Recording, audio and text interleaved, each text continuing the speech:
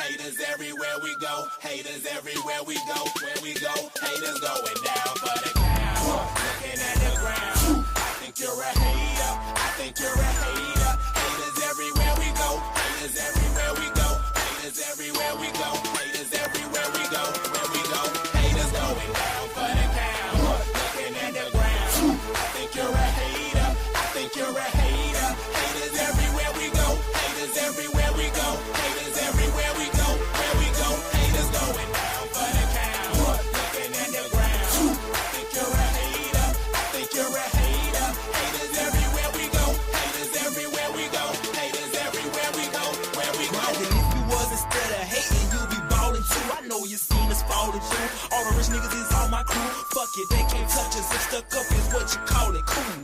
Ooh, you should've seen when I came down in that. Black on black, cause it's Ghetto, haters face down on the mat. Splat, yeah, I can make a green nigga mad. Quick, fast, flash like 10 cash on this bitch ass. You can tell I'm a G by the walk in the stands. I play the game, make me talk in the stands. Watch how you talk when you talk to the man. If it ain't about bread, you talk to the hand. I show you how to get rich. You got a weak arm, I'll show you how to pitch. Made so play, I'll show you by the hit. And tell the police I don't know about shit.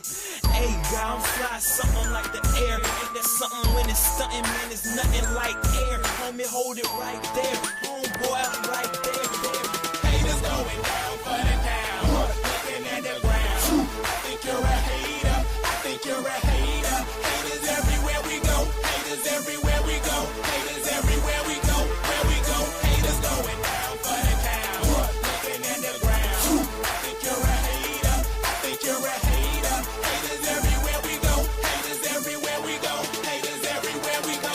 Where we go. I got one in the back, I got one in the front. I make them do what I say. They tell me say what I want, I tell them get your money, girl, and just stop breathing. Cause if it ain't about that dough, it ain't about me neither. See a gangster like myself, I get that paper and women. Man, your woman probably out there with some paper to give me. Listen, you're looking at a real pimp, ask my old women. And they'll tell you no remote, I control women.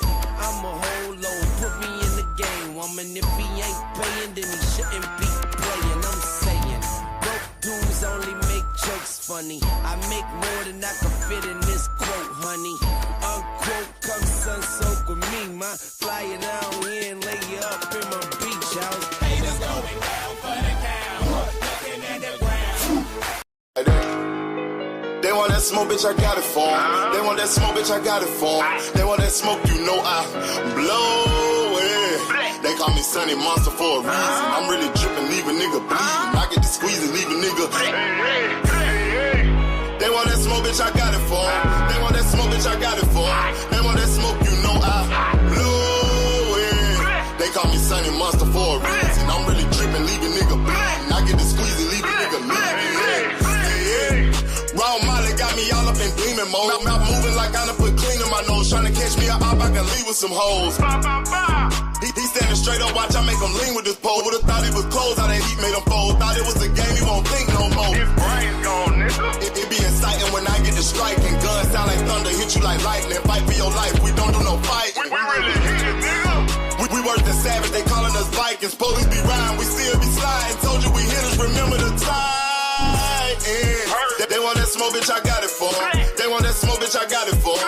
They want that smoke, you know I blow it. They call me Sunny Monster for a reason. I'm really dripping, leave a nigga bleeding. I get to squeeze and leave a nigga bleeding. They want that smoke, bitch, I got it for 'em. They want that smoke, bitch, I got it for 'em. They want that smoke, you know I blow it. They call me Sunny Monster for a reason. I'm really dripping, leave a nigga bleeding. I get to squeeze and leave a nigga bleeding. Hop out and leave them holding like the Bible. AR-15, that's a high-power rifle. A in the army, assassinate rivals. Break that shit down, nigga. AK or anybody kill. Hop out, get the drilling and spilling. Stay on point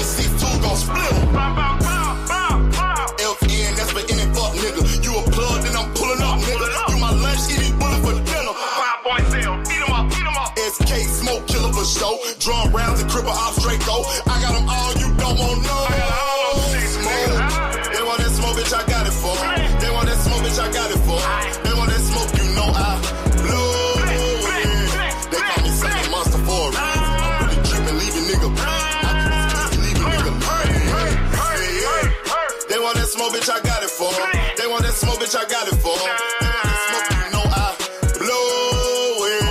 They call me Sonny Monster for a reason. I'm really tripping, leave a nigga bleed. I get the squeeze and leave a nigga bleed.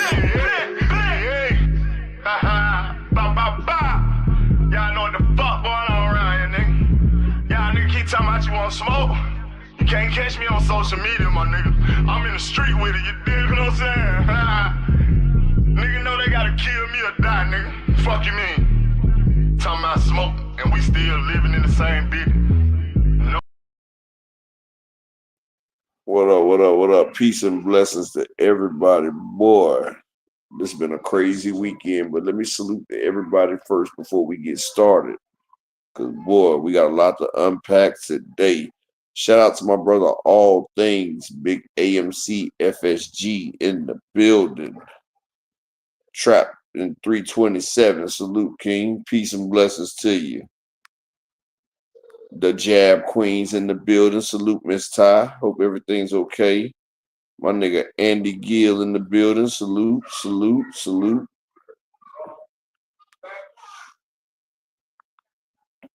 My brother LaMarcus Robinson in the building. Salute, King. Peace and blessings to you. Let's see. Joseph Bermia, salute, King. Peace and blessings. Shalom to the King. Rod Walker in the building. Peace and blessings. My nigga Von Wise, what it do, homie? Peace and blessings to you. Yeah, peace and blessings to everybody. And I holler at the big block. Salute with the 454. Salute, King. Peace and blessings. We'll catch the rest of y'all as y'all come in through the door. But yeah, let's get it popping. Let's get it popping. Salute to everybody that did well this weekend. That nigga Abdulev, he messed my shit up. Breaking the silence and exposing the truth. Salute, King. Peace and blessings. Well, I had a hell of a damn parlay that got messed up. I had Sean Hemphill plus 600 on that thing, but we had some good fights, and we had some shit that I've been talking about. Now, what gets me is shout out to the Queen 2 Cent. I was on her panel yesterday, and she had some people, the Shakur squad. They were sitting here defending Keyshawn Davis's actions. But it's funny, but people been doing this crap for the longest. And what's funny about it is you got people that's defending the actions of one person, and then they trying to condemn the next person, right? So you got Keyshawn Davis and his team. What they tried to do, they tried to trick the game because they've been tricking the game for too long. Ain't that what he said about Tank Davis? But listen to what they tried to do. They tried to come in with an unfair advantage on Edwin De Los Santos. And this is a man that they picked out from 2 years. He's been on layaway for 2 years.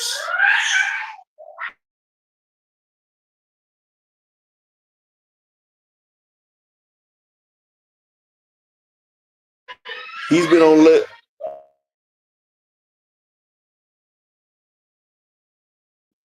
He's been on layaway for 2 years. This man has been on layaway for 2 years. Dr. Key says she's on the way. He's been on layaway for 2 years. Hasn't been able to work out. Keyshawn Davis and them, they thought that they can get that man off the couch. He was going to be out of shape, but that man surprised them. He surprised them. That man was in great shape. He was ready. He was willing, and he was too much for Keyshawn to handle. And I've been telling people that Keyshawn has been tailor picking his opponents. His opponents have been tailor picked throughout his career. He specially picks his opponents, weight drains them, and do that. And shout out to the people that tried to say that Gustavo Lemos was not weight drained when he fought Keyshawn Davis, because Keyshawn Davis and his team, they directly showed opposition to that. The same weight clause that Keyshawn and his team gave Gustavo Lemos, Edwin De Los Santos and his team offered Keyshawn Davis the exact same deal. Keyshawn and his team turned it down. They turned it down because they didn't want Keyshawn to go in there dehydrated and weight drained. So shout out to my nigga GM, who he was trying to explain to y'all that Lemos was drained and Keyshawn was not about to be drained. So he He said, fuck the fight because he was not about to go in there drained. And then I got people sitting there saying that, well, Keyshawn was the A side. And look, they tried to defend this yesterday. Like the dumbass nigga Ill Will and Boxing Hacker. They was on 2 Cent show yesterday. They was trying to defend Keyshawn playing weight games. And I told them Keyshawn was trying to come in like Devin Haney and Ryan Garcia. They told Keyshawn Davis, exactly. They told Keyshawn Davis that he could not rehydrate more than 10 more pounds. And Keyshawn and his team said no. So what does that tell people? That shows y'all that Keyshawn has been weight bullying the 135 division. Yes. But they always try to say Tank play games with the weight. See, when you're a much bigger fighter, it's easier for you to rehydrate. And with Keyshawn being much bigger than most fighters at 135, he can rehydrate so easily. While his opponents is struggling, if they put on too much weight, then, you know, they can cramp up. They wouldn't be in their peak prison. Oh, Boogie, salute. GM, salute. They wouldn't be in their peak condition. They wouldn't be in their peak condition. And so you had idiots, and shout out to manager Marty, because he understood it yesterday. But you had idiots saying that Keyshawn wanted to come in a little bit heavier so he didn't have to dehydrate. And y'all make sure y'all support the grind. Hit the Cash App and the PayPal. Support the show for the day. But for you to sit there and make an excuse on why it's okay for a fighter to come in heavier than the contracted weight. The contracted weight was 135. That means Keyshawn Davis had to make 135. That means Edwin De Los Santos had to make 135. Keyshawn Davis came in at 139.4, which is 4.4 pounds above the schedule limit. So if a person sitting there agreeing to that right there, they're asinine and they're full of shit. You know what I'm saying? Big Dog Willie, I seen you on the panel the other day too. Was you one of the ones defending Keyshawn coming in heavy? But then you had people sitting there saying, okay, and I'm going to tell you right this. Keyshawn and his team knew they was going to play weight games with Edwin De Los Santos. And people are like, how you know Apex? I'm going to tell you why. Because after Keyshawn mixed weight, they had an interview. The woman say, are you still going to go out there? He said, yeah, we still going to go out here. We're going to put on a show. You know, the businessman, we're going to do what we do. Even the announcer thought Keyshawn and De Los Santos were still going to fight. Shout out to Edwin De Los Santos and his team for not allowing Edwin De Los Santos to get hit with the Falumaloom because that was about to happen. Keyshawn came in there fully hydrated. He didn't have to struggle to make weight. They was going to try to pay Edwin a couple pennies and make him accept the fight where Edwin, who was weight drained at 135, had to come in after he done made that grueling weight, and Keyshawn came in that motherfucker fresh like daisies. Shout out to my nigga Malik Taylor in the building. So yes, shout out to De Los Santos and his team because Keyshawn was trying to go in there with an unfair advantage. And this is what people don't understand about the weight games. When you have to make that last pound takes a lot out of you, and you cannot tell your body how to rehydrate. Just like you see people when they gain weight, they don't know exactly where they're going to gain that weight at. Your body decides where to store the fat at. It decides where to store the weight. Just like your body. Big Dog Willie, how you going to blame Tank for coming in overweight? Exactly. I forgot. Big Dog is a Shakur and Keyshawn fan. Y'all blame Tank Davis, but Tank hasn't missed weight in a while. Just like y'all blame Tank for the weight gains, but Keyshawn has specifically put his opponents in Norfolk, Virginia, where they have the weight clause. And he's been overexerting himself and rehydrating higher than these people on the next day. Yeah, exactly. He's been rehydrating, coming in with an unfair advantage. And Edwin De Los Santos was too dangerous. Keyshawn was scared. That's how I know Tank would never get the Keyshawn fight because Keyshawn scared of De Los Santos. He was scared to get in that ring with Edwin. 50-50.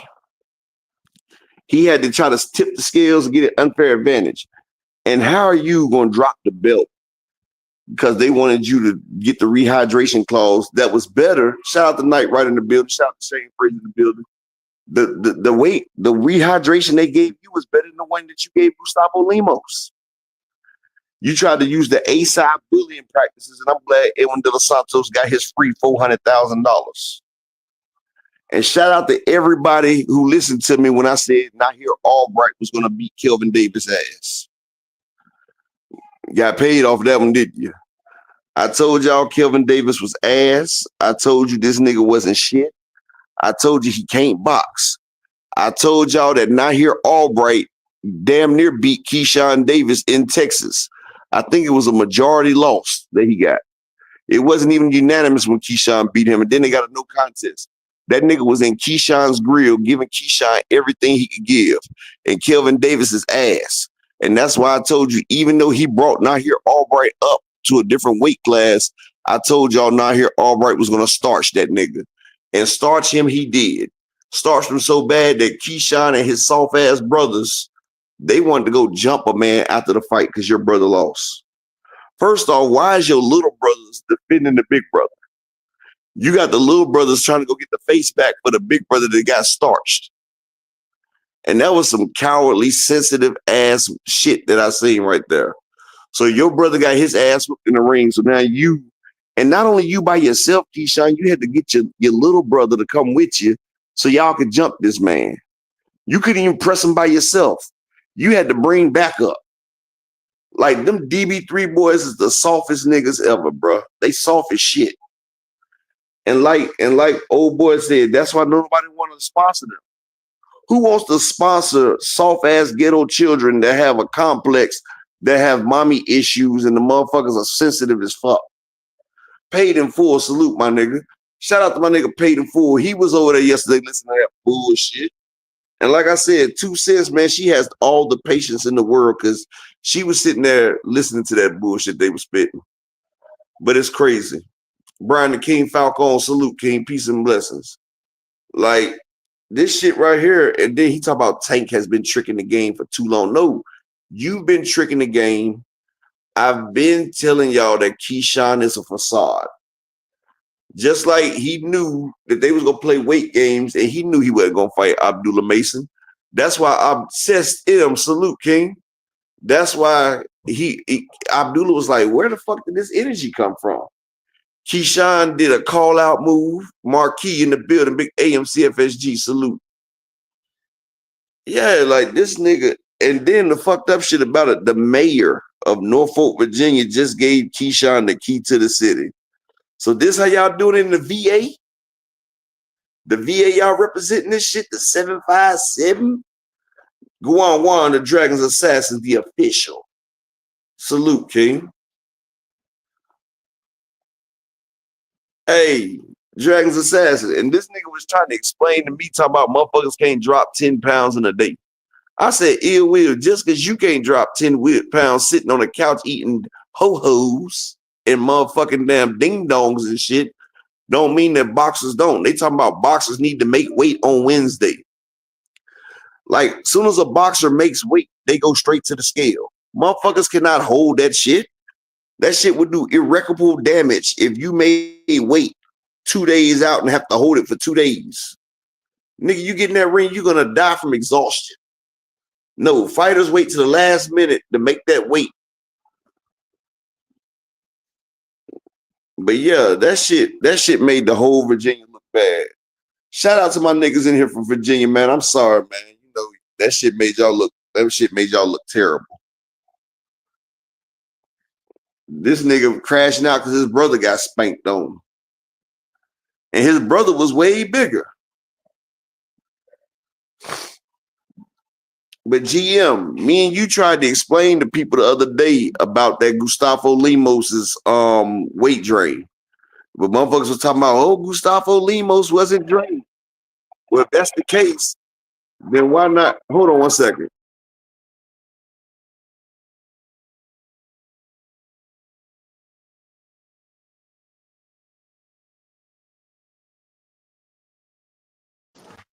If that wasn't the case, then why did Keyshawn Terrence Gaten salute? Why didn't Keyshawn exactly, GM? It's funny how that shit plays out. Like, motherfucker, and see, that's the power of the Most High. He will show you. You ain't gotta sit there and damn speak about it. He sat there and showed you. Motherfuckers was swearing that Limos was good and everything. No, Limos was on death's door. And that's why Keyshawn did not want to take that same thing. Thomas Hill in the building, salute, King. That's why Keyshawn Davis, he even had a better rehydration clause than they gave Limos, and he didn't want to take it. His frequent flyer. There you go with the line frequently in the building. But they just told Keyshawn he can't come in over 149. You a 135-pound fighter. What's wrong with you not weighing more than 149 pounds? That's almost 15 pounds above the weight clause. Don't that sound suspicious in my Dr. Umar voice?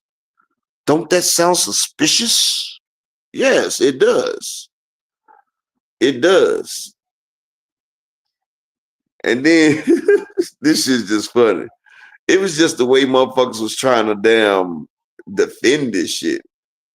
Like, now who is Keyshawn gonna fight at 140? Tio already said he's not fighting that nigga.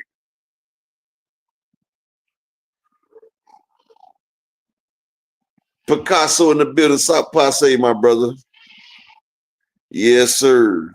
This shit right here, I'm glad it came out. I'm just mad at the motherfuckers who paid for the event. Shout out to my nigga Abdullah Mason. He handled business. They say over 2,000 people had to get refunds. Yeah. But frequent, do you think Keyshawn will fight Frank Martin? I don't think he's gonna fight Frank Martin. But this is the thing that gets me, right? This is about these new age boxing fans. Motherfuckers said that De La Santo should have went ahead and took the fight. Motherfuckers was like, Keyshawn was the A side, so he wanted to come in a couple pounds heavier. Then why did you contract the weight at 135? James Dunnigan, salute. Why did you get the contracted weight at 135? If you wanted to come in heavier, then move up. But then the fact that you and your team was going to mess weight on purpose and just pay this man a little fee so you can get in the ring 100% while he's at 50%, coming off a layaway just shows to the despicableness and the fact that people are trying to defend this shit. No, the contracted weight is the contracted weight. If you cannot beat your opponent at the contracted weight, then either you need to move from that contracted weight or you're just not that damn good. You're just not that guy. You're just not that guy. And shout out to my lovely co-hosts in the building because she about to step on some shit too. Make sure y'all support the grind for the day because we about to go in today. Hit the Cash App, PayPal for your boy. I've been holding this shit in since Saturday night. I tried to get a little bit of it off on 2 set yesterday, but today I'm about to let my shit hang. Lord have mercy. Shalom to my brother, Mr. Altruistic in the building. And my bad, Dr. Key with your prince. Go ahead. Well, hey, Upper, shout out to you, your beautiful wife and family. I am dedicating. Oh, well, first of all, hey to everybody. I hope y'all having a wonderful, wonderful day. Happy Monday.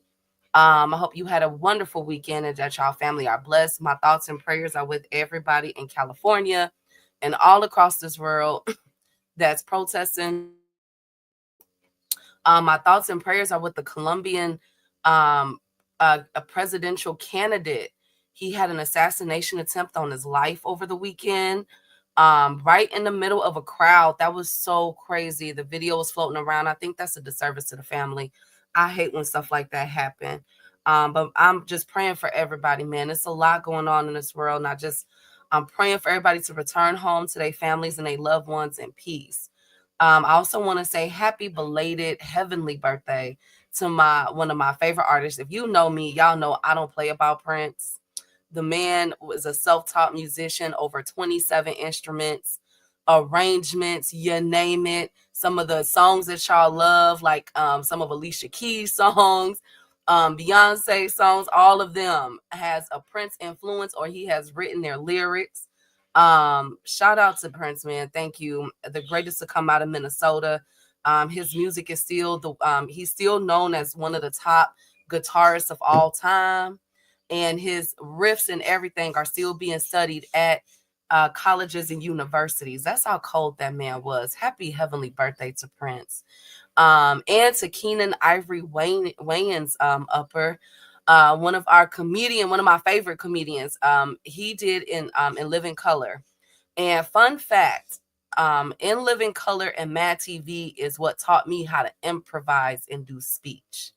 You know what I'm saying? So when I used to do school plays and everything from grade school and high school, I studied in Living Color, Mad TV, and Martin. You know, like to get that confidence to, how to talk, how to get into character and everything. So shout out to the Wayans brother. Shout out to Keenan Ivory Wayans, a masterful mind. He gave us some classics, and we're supposed to be getting a Scary Movie, I think part 5, and White Chicks part 2. So I'm excited to see what they bring to the table with this. Scary Movie 5 already out. Or Scary Movie 6. I guess the newest Scary Movie, whatever number that we're on. I stopped watching after 2 once how they played the Wayans brothers, because they got played. How they get played? Because Scary Movie 1 and 2 was such a success that they went back because they hardly had a budget. The company, the movie production company, didn't want to give them an extension to see, they want to see how the first 2 did. Well, it exceeded all expectations, and they basically swindled the rights from them. Sean talks about it on the Club. Wow. Exactly. So they basically, and that's why on 3rd and the 4th one and the 5th one, you didn't see none of them. You know what I'm saying? Yeah, I stopped watching it after the Wayans was on it anyway. Yeah, they took it from them. Sean talks about it, or is it Marlon? One of them talks about it on Club. Hold on. Matter of fact, I did see one after that, because the 3rd one, it had Cat Williams and Cedric the Entertainer, so I did see that one. I did see the one with Cat Williams and Cedric the Entertainer. That was the last one I seen. Right. So I think that was the 3rd one. So I just want to say happy birthday to him. Thank you for your contributions to film. And shout out to stepdaddies out there. Shout out to Cardi B, Tiana Taylor, and Cash Doll, baby. They are posted up with a man. Okay, I can't even be bad at it, baby. I'm embracing that. Shout out to stepdaddy season. I see y'all. But let's kick this off. Okay, let's definitely kick this off. We got a lot of craziness. Man, keep that shit off like your name was Sebastian Janicek, big dog. It's been crazy. It's like everybody on Friday woke up and just said, you know what? I choose violence. I choose ratchetness for this whole weekend. I'm finna tear it up. It kicked off with Elon and Trump. They got into it on Twitter. We finally find out that Elon did try to push up on Stephen Miller's wife, which why he got the black eye. You feel me? Then turn around up. So was it Stephen Miller that blacked his eye? I guess that's what the rumor has it. So Stephen Miller punched him in the face. You feel me? Yeah, Elon. So Elon out here, you feel me? A thug life in there right now. I'm like, okay, kicked it off with them. Then turn around. Keyshawn them kicked it off. It's just been ghetto upper, like everywhere is just ghetto right now. So let's get into it, y'all.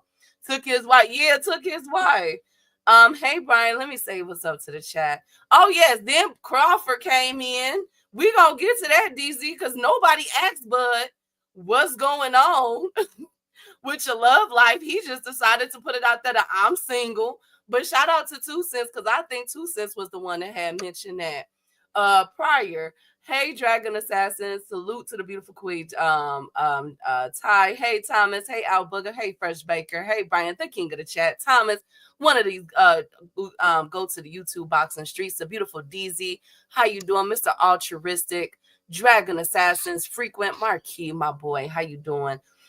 Salute to our playback gang and the people listening in the background. Everyone from Miss Joette to Mr. Animalistic, EB Sweat a Lot, Jermaine Wood, Daryl Thingpen, and if I missed you, of course, my apologies. And as y'all continue to comment, I got y'all.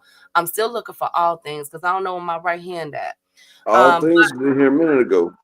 Okay, but salute all things. All things must be at work. And GM salute. Rod Walker salute. Good to see y'all. Phenomenal show. Everybody in the background salute y'all. So let's get it kicked off because it's ghetto up. So, where do we start? First of all, shout out to Africa. This is his fight weekend card. His fight is as follows. Then we're gonna have 1, 2, 3, about 10 fight cards this weekend. We got Zaquan Moses, we got Nishant Dev, we got Tito Mercado. I'm definitely excited to see Tito. I like Tito. Of course, we got Andy Cruz fighting for the IBF mandatory, and then we got Africa and George Kambosos. Also the tickets, as y'all know, for the Barrios and Pacquiao fight has went on sale, and they are selling. Wow! I told you they would.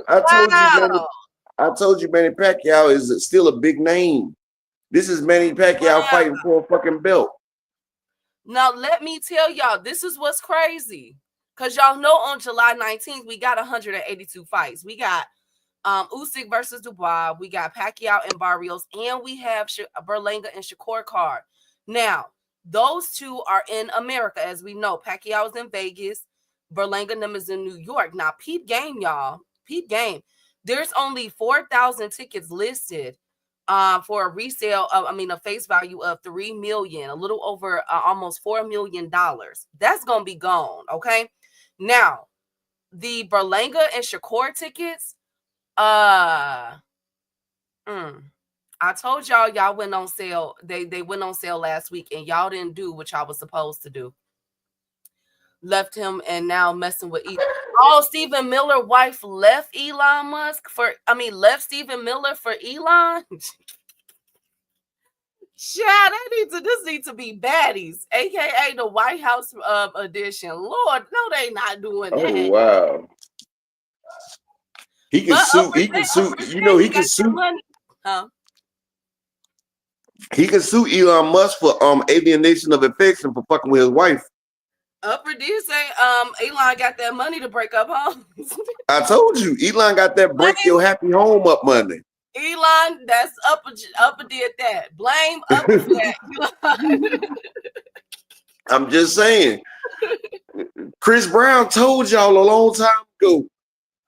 He said, when a rich nigga wants you and your nigga can't do nothing for you. How that song go? I think these girls ain't loyal. No, they ain't. When a rich nigga wants you bad, and your nigga can't do nothing for you. That's what Elon told her. He told her these hoes ain't loyal.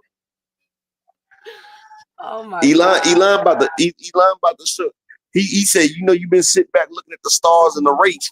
How about I show you the stars out in space? Woo! Elon done spit that.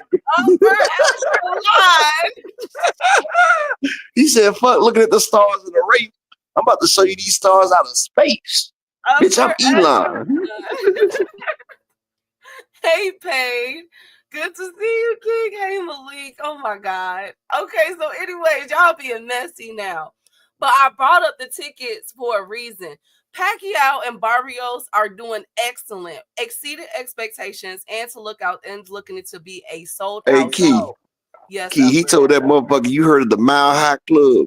Oh my God. This is the 1,000-kilometer club, girl. Ain't nobody been here. Elon taking girls to new heights out here now. I'm telling you. Man, y'all support the ground. Hit the Cash App and the PayPal for these new heights out here. the 10,000-kilometer club in the building. Oh my God, upper. And salute to the beautiful Queen Miss Joette. Just brought you up, Queen.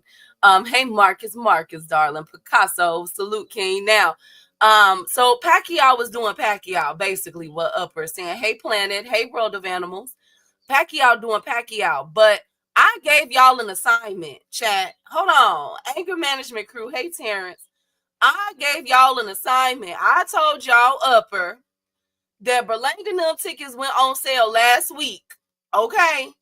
Did I not say that? Why? We said we don't want it. We said we don't want it. Look at these. There are no sold out tickets. What is y'all doing? Y'all don't understand the assignment.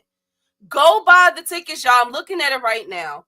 The cheapest ticket is $66, ladies and gentlemen. Like, that's $46 too much. That's $46 too much. Upper is $66. Come on, y'all. Everywhere. It's Edward Berlanga headline. Nobody want to see that shit. Upper, come on. It's in New York, right? Wait a minute. Yes, in New York at the Louis Armstrong Stadium. Come on, y'all. Tell Fat Joe and Terror Squad to buy them tickets. Ain't no way in heck that Pacquiao and Barrios is freaking about to be sold out, and their tickets went on sale only a week ago. But I told y'all Manny Pacquiao brings the nation with him. I told you Pacquiao gonna sell out regardless. This is Manny. Y'all so wrong for this. I need y'all to buy these tickets. The cheapest ticket is $66. The most expensive. And I said that's $40 too much. The most expensive is $185. Damn it, y'all gonna make me pull up now. Y'all gonna make me buy these tickets now. Now come on, y'all. Come on, y'all. GM, come on, y'all. Hey, Slogan, come on, y'all. Like, we need these tickets to move. They're hardly selling. Where is Shakur? Because it's hardly worth it. Who wants to see Berlanga's like upper? Those are undercard fights. They would have did better. They would have did better putting Shakur and motherfucking old boy as the damn main event.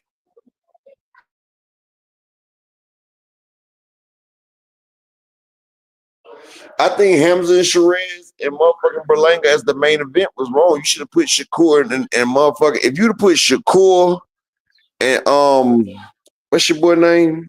Zepeda. Zepeda. If they put Shakur and Zepeda as the headliner, then yeah, that shit would have sold a lot better. You got Edward Berlanga. Don't nobody give a fuck about Berlanga. Well, I gave y'all an assignment, and I'm very, very, very disappointed in y'all. Hey, Lee. Hey, J.A. Oh, thank you, J.A. I gave y'all an assignment to buy the tickets, and y'all and everybody focus is on for a fight that y'all don't care about, for a fight that y'all can't believe is being sanctioned. Mario Barrios is on pace to have almost a $7 million gate. I'm going to say that again. Mario Barrios and Pacquiao is on par. Pacquiao have not fought in 3 years, 4. He is 46 years old and just got inducted into the Boxing Hall of Fame over the weekend. And he's about to have another successful gate. Whereas Berlanga and Sherez and Shakur, and that is a very good undercard, is nowhere. I'm very disappointed, y'all. I'm very New Yorkers. What's up? New York. Okay, is New York still upset at what Turkey did to them with the last New York card? No, they're just upset with that main event. But that's a really interesting fight, though, Sherez versus Berlanga, best friend. I thought about the style a few days ago. And I was like, but it's not a main event card. Okay. Okay. All right.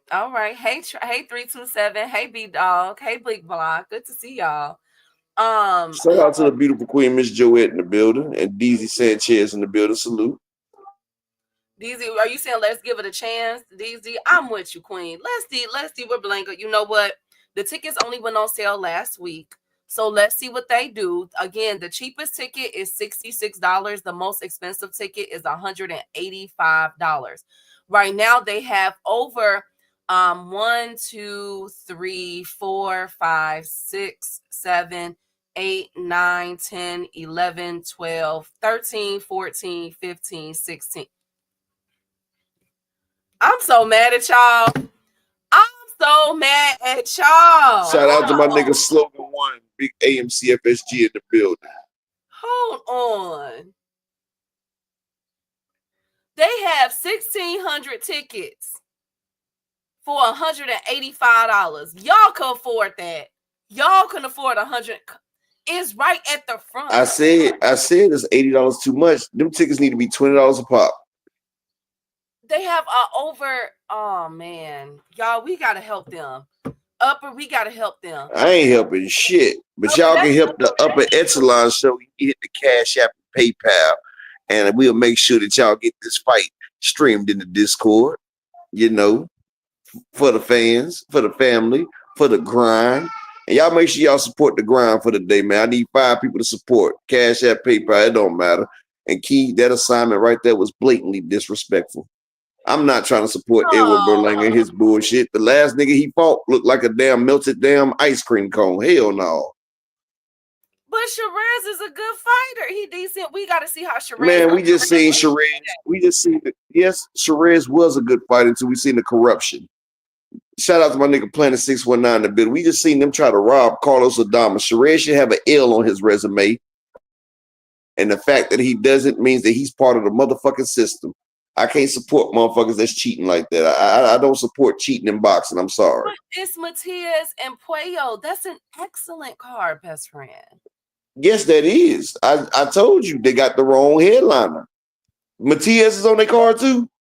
Yes. Why not put Matias and Puello as the damn main event?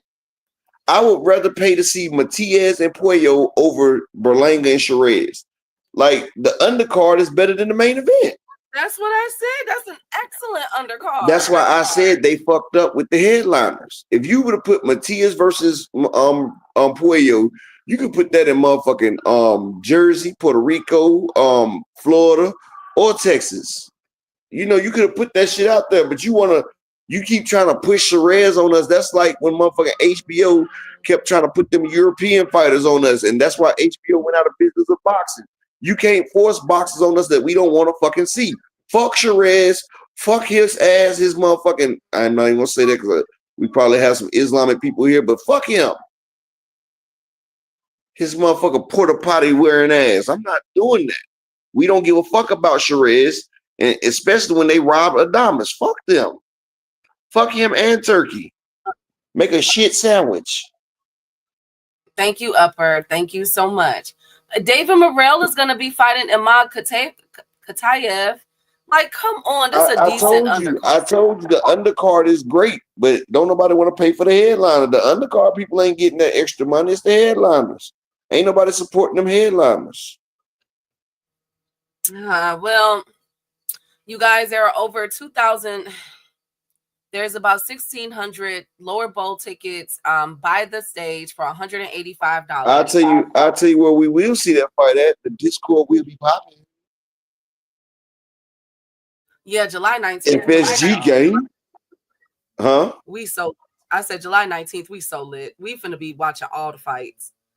Now, so yeah, wag of my finger to my chat. Y'all were supposed to buy the tickets, my New York folks. Upper in the East Coast. Wag of my finger. I'm too far from New York, 10 hours from me. You closer to New York than me. Lord, wag of my finger to y'all. I can't believe y'all did that. I only want to see Zepeda and Matias, honestly. Oh, come on, DZ. Shout out to my VP in General, Alan Sostain in the building. Salute, King. And shout out to Lee Jackson in the building as well. Salute. Hey, Alan. Lee, so I was comparing both of the Mario Barrios and Pacquiao and the Berlanga and Shiraz tickets went on sale last week. And that's PBC versus everybody. Right. And Barrios and Pacquiao is almost sold out already. They're looking at almost between a $5 and $7 million gate, whereas Berlanga and Shiraz ain't moving nothing. The cheapest ticket for the Berlanga fight is $66. The most expensive is only $185. Come on, y'all. And it's at a stadium, a Louis Armstrong Stadium. Come on, y'all. Amanda Serrano probably outsold them. Damn, DZ. Damn.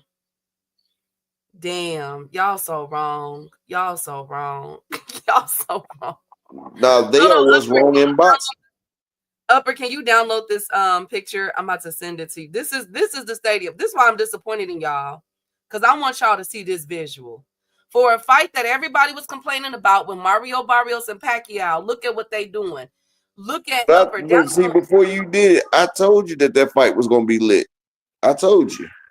Yes, you did. Look at that picture, Upper. Put it on the screen. This is why I'm disappointed. This is how I want y'all to see what I'm looking at. This is how many tickets are for sale right now. Y'all so wrong. How y'all doing, Shakur and them? Hey, breaking the silence. Both need a year suspension. They not gonna get it. Y'all don't know how Bob Arum work. We gonna get that, y'all. I got y'all. They'll probably sit out. He finna upload it. Y'all wrong for this. Y'all are so wrong for this, okay? Because it should be no way in heck. Look at all of that. Look at all of that for $66. Y'all can't spend $66. Look at that. Is that all the tickets that's left? Yes. Oh, wow. And we have 4 weeks. Come on, y'all. Come on, y'all. Y'all gotta help me. They might need to move that to a small venue. Oh my God. Y'all gotta help me out here. Come on, New York. New York, where my New Yorkers at? Come on, y'all. Says, come on. Y'all gotta come to. Come on, y'all. It's only $66. Only $66. Come on. That's not expensive, Fresh Baker. You wrong. What's up to beautiful Queen Ashley's Corner? Make sure y'all like subscribe to my girl. Shout out to the beautiful Queen Ashley Corner in the building. Shout out to my nigga J.A. Dixon. And shout out to my guy B-Dog. Camp 11 in the building. Salute. It looked like they just opened up the ticket sales today. No, it's been open since last week. Y'all wrong. Come on. Damn. That's not expensive. I told y'all. Can I get 5 people to support the grind? The hell with them tickets. Get the tickets to the upper show. I need 5 people to support either Cash App or PayPal. Support the grind for the day. The hell with these tickets. Shout out to the beautiful queen, Miss Barbara D's in the building.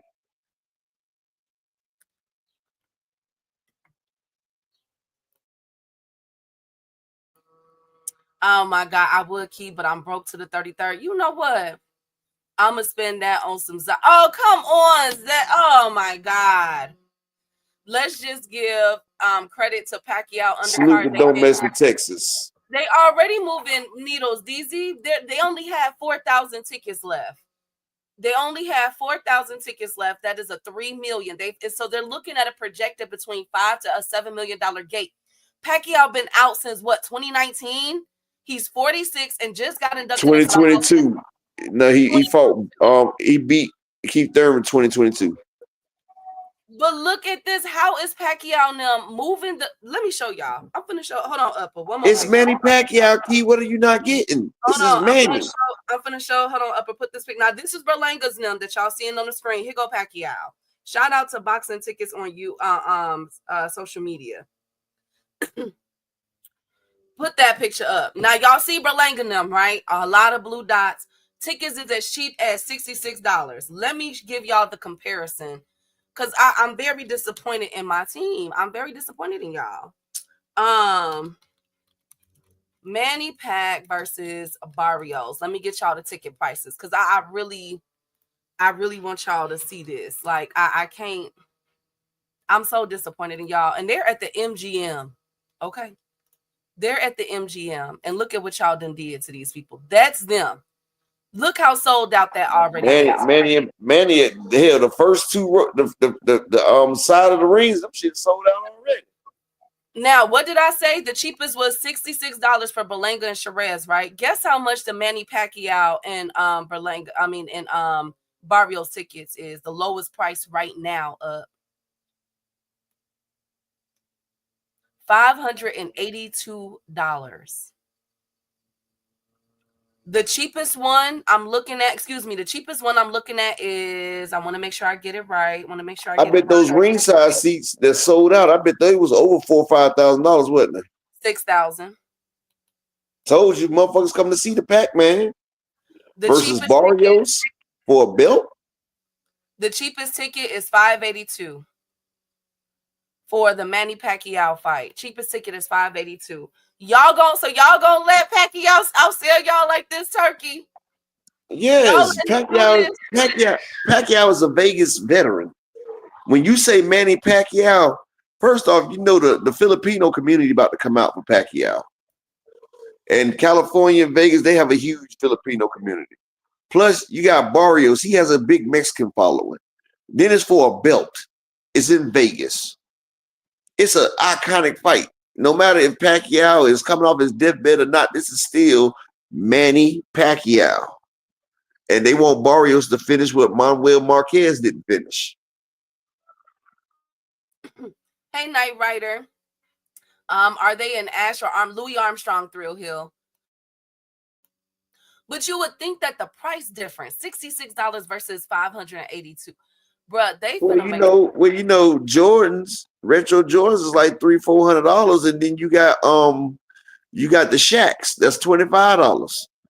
Motherfuckers don't give a fuck that the Shaqs $25. They still going to buy them Jordans. It ain't about the price when you buying what you want. Just like you got a lot lizard, she about $10-$15. Then you got high price expensive ones that's over $1,000 a pop. Motherfuckers are still paying for them high price escorts because that's what they want. They want Devin's wife, so they pay for her. Upper echelon. Anyway, so that's just showing you guys where we are. I'm gonna keep, of course, like I do with all the fights, I'm going to keep an eye on these tickets and be wagging my finger because y'all is letting them just tank like this. But I also have to say, Turkey Alashik, we are let's see, 1, 2, 3, 4, 5 weeks away from this fight, and there has been no mention. Turkey, it is time for you to go ahead and start marketing.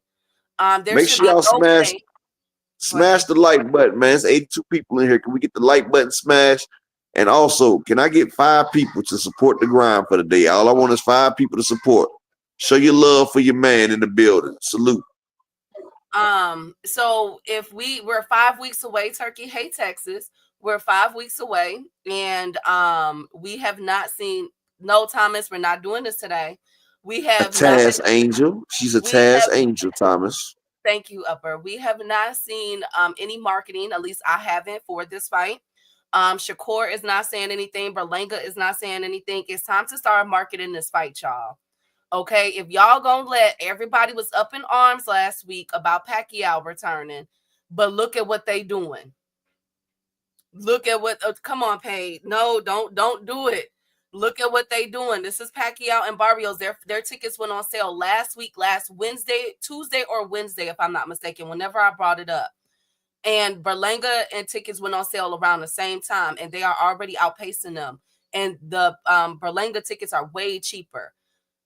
Turkey, you got to do something, because it looked like you finna get sunned again with, having your fight date on the same day as PBC again. Look like you finna get hit again over the head, okay? And shout out to Manny Pacquiao, man. To be able to come back after being knocked out, having a horrible exhibition fight last year, being 46 years old, just got inducted into the International Boxing Hall of Fame. And look at what you are able to still do. You could say what you want about Manny Pacquiao. We can go back and forth about the floor, whatever they want to do, whatever. The man name still reigns supreme as far as sale. So shout out to them. We're looking at an estimated gate of $5 to $7 million. Shout out to Manny Pacquiao. And not to mention, Upper, he just lost the Senate race. You lost the Senate race and you still able to sell out? Come on, bro. Give that man his props. Shout out to him. But let's keep it pushing. Let's get into the meat and potatoes of the show. Upper. Oh, that's not the meat and potatoes right there. No, it's not. No, it's not. Oh my God. What am I gonna do with y'all? You know what? Let's go. Speaking of, thank you. Hey Rick, good to see you. I thought you said let's go. Let's go. I thought we were, okay. Oh, not that. Okay. No. Speaking of, let's go ahead and get it over with. So, for some odd reason, Timothy Bradley has been calling out Devin for a fight, saying that he will beat him. Bill Haney has put out that Timmy retired with 13 KOs, but he swear he's stepping on something. He said that he was never undisputed, never unified, no career-defining fights without controversy. Most known for getting booed after a robbery over Pacquiao. Meanwhile, Devin is 32-0, 15 KOs, youngest undisputed champion, built his legacy without a major promoter. That's the difference. So Tim Bradley responded saying, I know how to beat Devin. If I was training for him, I'd just go in and I would just go in a chicken coop and chase chickens for 4 months. Bill, your son ain't a boy no more. Bill, your son ain't a boy no more. Let him speak for himself because I'm 42, but these hands still work. I'm a pause it right there, Tim. You better not get your behind in that ring with no Devin Haney. Let it go, Tim. Let it go. What you got? I think Tim might could do something with him right now. Oh, come on, you know that man can't mess with man, this is Tim. This is Tim. What was his name? The soldier, the dog, whatever his name was. Shout out to Sexy Kendra in the building. Salute.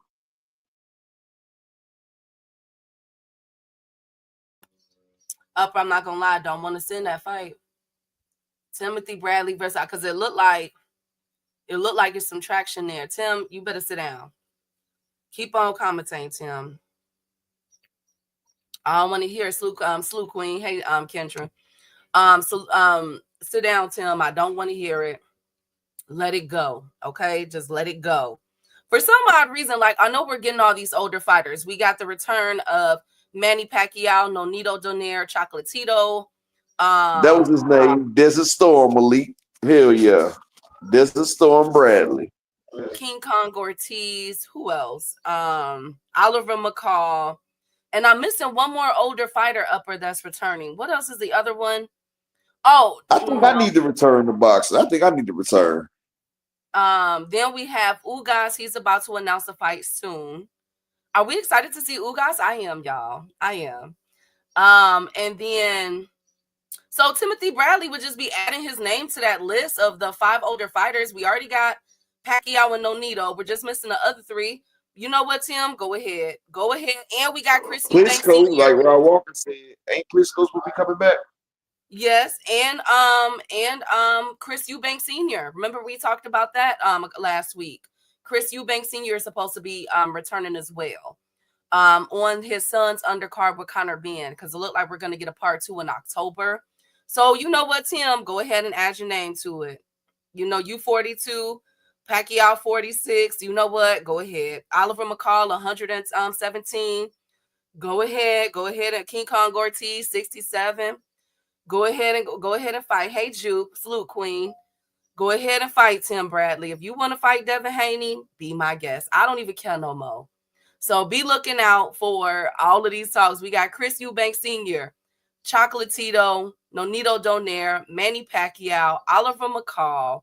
And now it appears Tim Bradley. Go ahead. Salute to the Queen Jupe in the building. I give up. So that's with that. Let's see if, but don't you think that it'll be like people will make fun of Devin because y'all continue to say that he's a geriatric fighter, and so he fights older fighters. Salute to all my people over 50. I have no disrespect. I feel as though the older you get, the wiser you are. But when it comes to this boxing game, a lot of people make fun of Devin, saying that he is fighting older fighters. So wouldn't that add fuel to the fire, upper in chat? You know what I'm saying? Because he's about to fight. If he's looking to fight Tim Bradley, I don't know.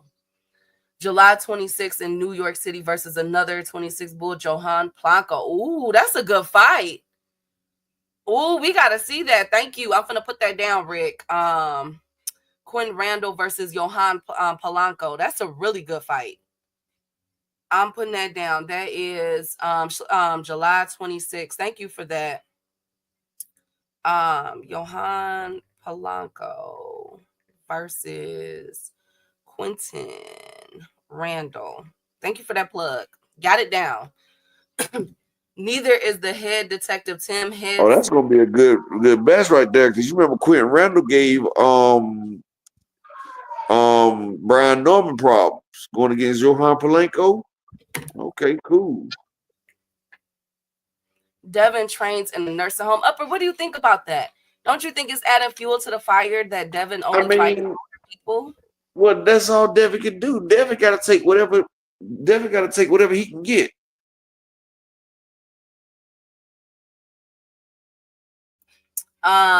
Devin trains in a nursing home. Bring them in. Who cares? Okay. Rod, log out. See, y'all don't like boxing. Y'all don't like boxing. Let's next up. IBF has elevated Muratalla, as we knew, to the as the full champion ever since Loma announced his retirement. I told y'all I had heard rumors that Loma was selling his house in California. So I was like, I think he's Loma going back out. He going back to Ukraine. He said he's done had enough of this American money. He's going back to shake his ass for something funny. Thank you, Upper. Now, Andy Cruz on Saturday is fighting for the IBF mandatory. If Andy Cruz beats Mishiro, yeah, him and Muratalla gonna clash. What do y'all think about that fight? Muratalla versus Andy. I like it because Andy Cruz is going that way so he could unify with Keyshawn, but Keyshawn been tricking the game for too long. So Andy Cruz, go ahead and step up. Then maybe you can get that tank fight you asked for. But I want to see what Andy Cruz can do though, because we know he got all the amateur background boxing, but I want to see how that shit translate. And we've seen that Muratalla has been having problems with people that can box. People that have been boxers have been giving Muratalla trouble his last 3 fights. So it'd be great to see what we'll do. I want to see if Andy Cruz is really the truth or if he's had some lucky breaks, because something about Andy Cruz, I've watched his fight and I can't really measure him as a boxer because of the opponents that he had. Like, he's given out great performances, but I want to see where his power and his boxing ability is, and if he can if he can beat a top opponent or not. This is what's vexing me, because I really haven't been able to see his skills on full display because we haven't seen nobody push him yet, even though he's came into the game fighting 10-round fights. Yes, so we've skipped the starter special where we get to see him progress. See, he's already there, so I want to see if his progression is natural or if he's already a motherfucker that's gifted. I want to see what it is. And so, he reminds me of Robisi a little bit until Robisi got tested. So I want to see what's going to go down. Like DMX say, it's giving every damn day. How's it going down? So I want to see how it's going down. I want to see if I could trust Andy Cruz to give us good fights or if he's overrated. We're about to see. The only thing I know DZ, he lacks the power. But I've seen him sit down and throw shots. So I want to see if he could get that power, if he could sit down on shots, if he can make motherfuckers respect his power. Because it's one thing about having power and it's another thing about having respectable power. Now, if you have the type of motherfucking power to make a motherfucker back up off of you, then you're good. Not everybody is home run hitters. We done got used to fighters that send people to the shadow realm. Most boxers can't do that. But, it's not called knockouts. It's called boxing. So I want to see how well he gets in there. And like I said, I need 5 people to support the ground for the day. Nobody supported for the day. Let me get 5 people. Cash App, PayPal. You know how we do every day. Let me get 5 people to support the grind. Well, I think that's going to be a really good fight. I'm really excited to see Andy Cruz get that title shot, hopefully later on this year. But that is across the sides, and Bob Arum and Eddie Hearn have a very colorful relationship, as you guys know. So let's see if we'll ever get that fight, ladies and gentlemen. I ain't gonna lie to y'all. But good fight. Well, they got Abdullah Mason setting up for the WBO belt. Yeah, true. Let's see what they do. Let's, have a whole, contender match. I like that.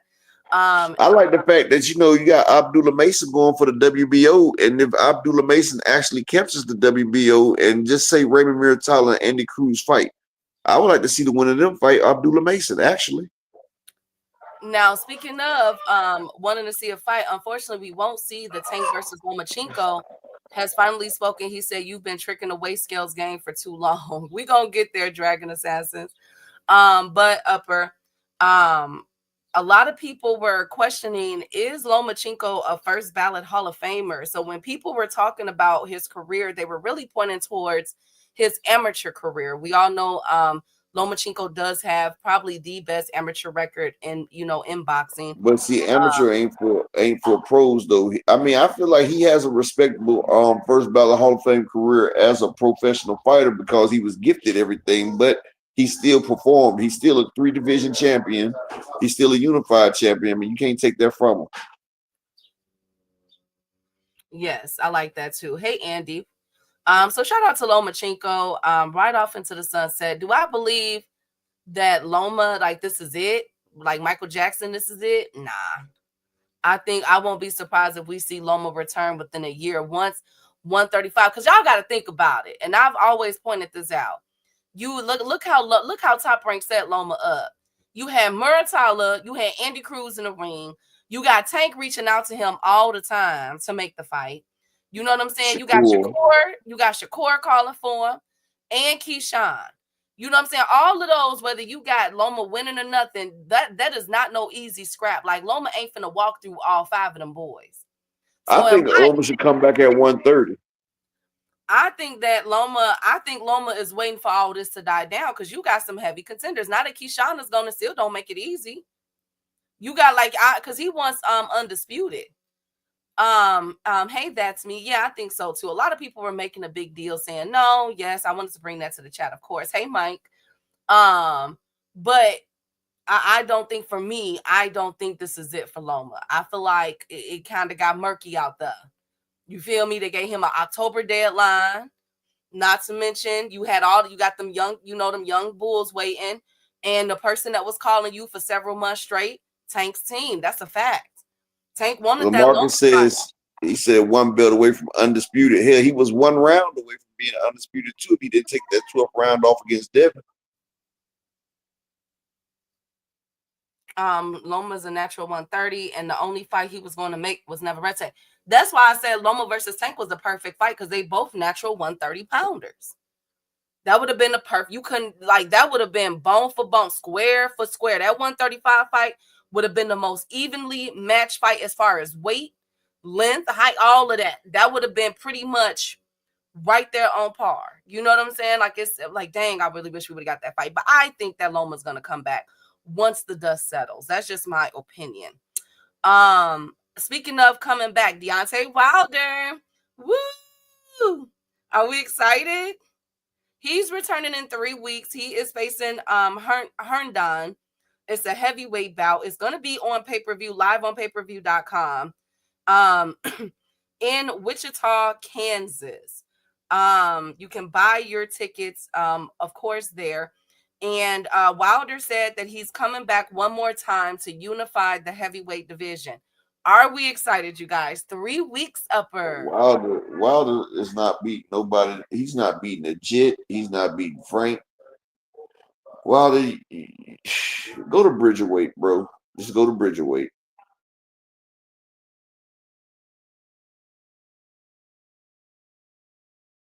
Y'all, you're such a hater. I don't think Loma will prioritize coming back to get undisputed. Fans talk about that more than the actual boxers do, and a lot of times that's just lip service. I feel you. I just don't think. I feel like motherfuckers really wasn't on that undisputed tip until Devin and them started pushing that shit, making it undisputed. Then he got his fake ass fans talking about undisputed or nothing. We've had plenty of great boxers that was never undisputed. Roy Jones had 7 belts at one time. He wasn't undisputed, but he had 7 belts at one fucking time. Floyd had 5 at one time. Undisputed, yeah, it's great and all, but shit, sometimes you can't get the fights. I don't give a fuck about undisputed. I want to know about your resume. Who did you fight? Devin fought George Kambosos for undisputed. Is Devin Haney's resume better than Tank Davis? Look at the monsters that Tank has fought. But Devin fought a damn clean-up, pick-me-up fight and became undisputed. So that undisputed shit don't mean nothing. Okay, Jermaine Taylor got undisputed by beating Bernard Hopkins. Turned around and Kelly Pavlik beat the shit out that nigga. So that undisputed shit really doesn't mean nothing. It's about being at the right place at the right time. Terrence Crawford at 140, he got undisputed. You feel what I'm saying? He didn't have to fight nobody. It's people that's had easy routes. You feel what I'm saying? I want to know motherfuckers that's put in the work, that's done fought top contenders. That's what I'm talking about. Well, speaking of top contenders, Bud Crawford. For some odd reason, Bud a couple days ago wanted. This is why I say it's just been a ghetto weekend, y'all. It's just been so ghetto. Bud wanted to make the fans aware that he is single. He said that I hate that nowadays you have to put ish on social media. Look, I'm single, so please stop saying I'm married because I've never been married. Or where my wife at. He done left the big girl. Damn, he done gave her all them kids and left. Damn. Now the thing is, Upper, this is the thing. I don't know who was saying that about Bud. I just think he wanted to get into the mix of the ghetto-ness that was happening. With the, because he was there for the Keyshawn fight, so I guess he decided to put out there. Oh, and another thing. So thank you, Bud, for that information. Bud was trying to get some ass. That's what that was. Oh, Upper.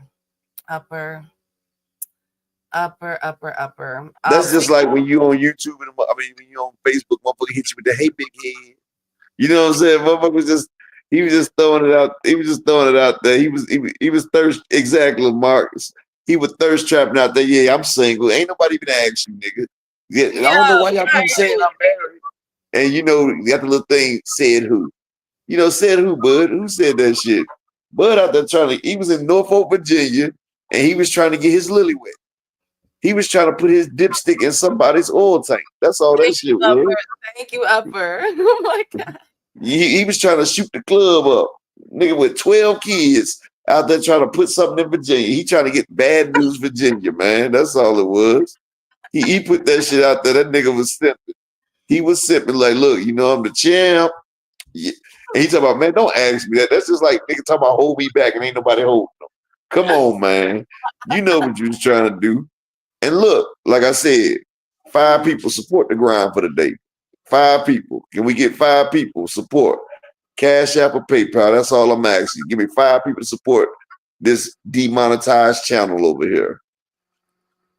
Yeah, I thought so too. That's me, but shit, Bud was on that damn motherfucking water. He was trying to get in some water. He was trying to swim. He was trying to swim that night, boy. Bud. I'm just trying to figure out, like, who asked him, like, Bud, okay, a motherfucking trip, man. I'm like, Keyshawn just got done throwing hands. You just go put that out there, like, come on, bro. Like, nobody was asking. Didn't nobody even say shit to Bud. Niggas don't even talk to Bud on social media, man. He just had to throw that shit out there. I had to bring this up because it was so random. Like, in the midst of all the chaos and turmoil with Keyshawn and this whole debacle, here come Bud with that. Like, read the room, Bud. Read the room. Nobody asked about that, friend. Anyway, speaking of go ahead. And shout out to my man Animalistic Savant. He the first one to support the grind for the day. Appreciate you, bro. $2 holler in the cash app. Shout out to my nigga Animalistic Savant in the cash app. Now, can I get 4 more people to support the grind? It's easy, people. Give me 4 more people to support the grind. Hold up. Shout out to my brother, Mr. Altruistic. He talking with the $10 holler. He say Bud thirsty than a motherfucker. And shout out to my brother, Mr. Altruistic. Yeah, that nigga was like my nigga Denzel said on Malcolm, but that brother that's starving. Yeah, that nigga was starving, boy. Bud was trying to get some motherfucking action. He was trying to get some action and satisfaction. And Backpage is gone, so he didn't know what to do. And Devin's wife wasn't there. So Bud was trying his hand. She got some connects. She got some motherfucking connects. We're not gonna act like she not connected around in the underground. But yeah, shout out to my brother, Mr. Altruistic, in the thirsty comment. Can I get 3 more people to support the grind for the day? Give me 3 more, man. Just 3 more. But damn, Bud. I don't know. All that money and you can't get no honey? Exactly, Jupe. It was super random. Like, they fighting and Bud just go tweet, I'm single. Like, boy, did nobody even ask? Nobody. He started playing that Lil Wayne Carter 3. I'm single. Yeah, I'm sick. Hey, Planet 619. I don't want to hear nothing about no Tidewater because I was locked up in Tidewater, Suffolk County, in a federal holdover, boy. Tidewater, Virginia. It's some bullshit. That's a private-owned facility. Shout out to my brother Richie L in the building. Yeah, Suffolk, Virginia, boy. They make their own laws, boy. Yes, sir. Bud was trying to get some of that. He was trying to get some high tide. That's what that was. He was trying to go to the beach. He was right near the beach. Speaking of going to the beach, Virgil Ortiz, as we know, Virgil was on our injured list. He had to have surgery. He's another one that had to have surgery on his hand. Damn, when was he injured? After his last fight, he went on ahead and had surgery. Upper, you don't listen to me. Y'all don't be listening to me.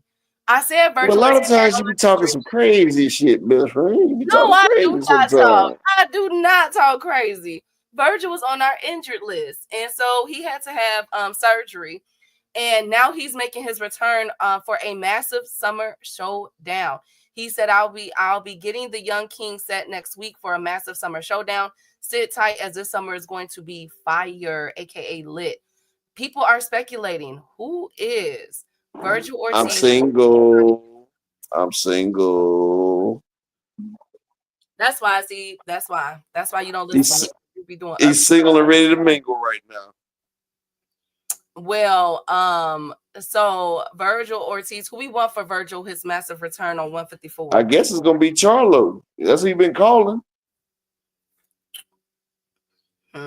I would like to see Virgil Ortiz versus Jesus Ramos. Ooh, that would be a banger. Both of them coming forward. We get to see who got the juice now, because they both coming forward. They both coming forward. They both throwing bows, and neither one of them is trying to take no.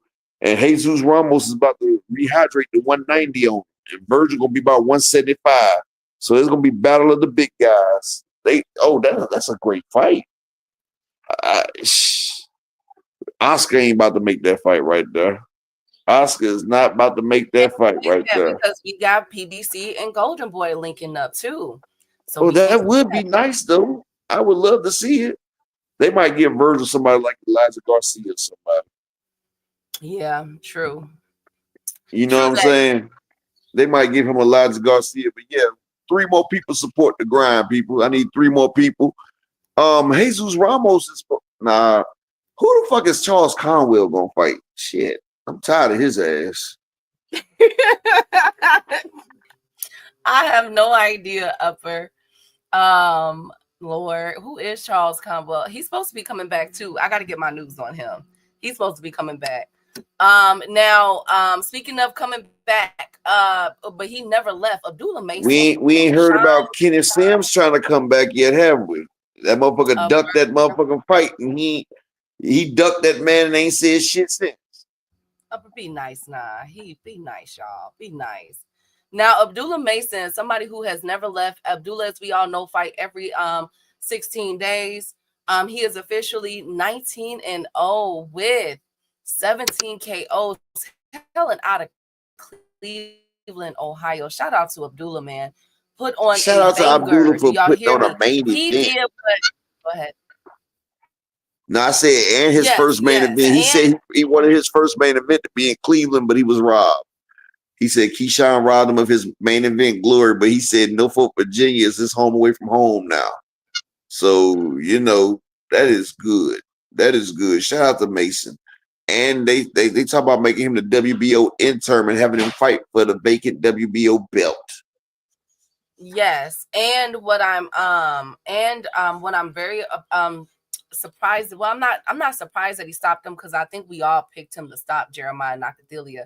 But he did it. I went back over the weekend, yesterday actually, and I watched Shakur versus Nakathila, and I watched Abdullah Mason versus Nakathila. Abdullah is a problem. Okay, hey, light skin bitch. Well, you remember, best friend, we've been doing this for a while, and you remember since Abdullah's first fight. You know, shout out to my nigga KO, but I think I really was the first person on Abdullah. Remember that first fight? I said he was a problem. And, you know, KO got onto it, but, you know, it took me a while to convince KQKC. But, you know, KO knows his boxing. He's seen what Abdullah was. He's seen the goods. And I told people, that nigga is the goods. And I said the fucked up shit about it, he was still young. He was still young. People don't realize Abdullah still ain't got his snap, crackle, pop yet. He popping these niggas on carotene. He ain't really got the bone hammer yet. And see, in about 2-3 years, Abdullah's really gonna be sending people to the shadow realm. But what's so great about him, he's doing this as he's young. So as he gets older and moves up in weight, his power is gonna move up as well. So when he's at 147, he's gonna really be dusting niggas off. Like Abdullah Mason is gonna probably peak at 154, I'm thinking.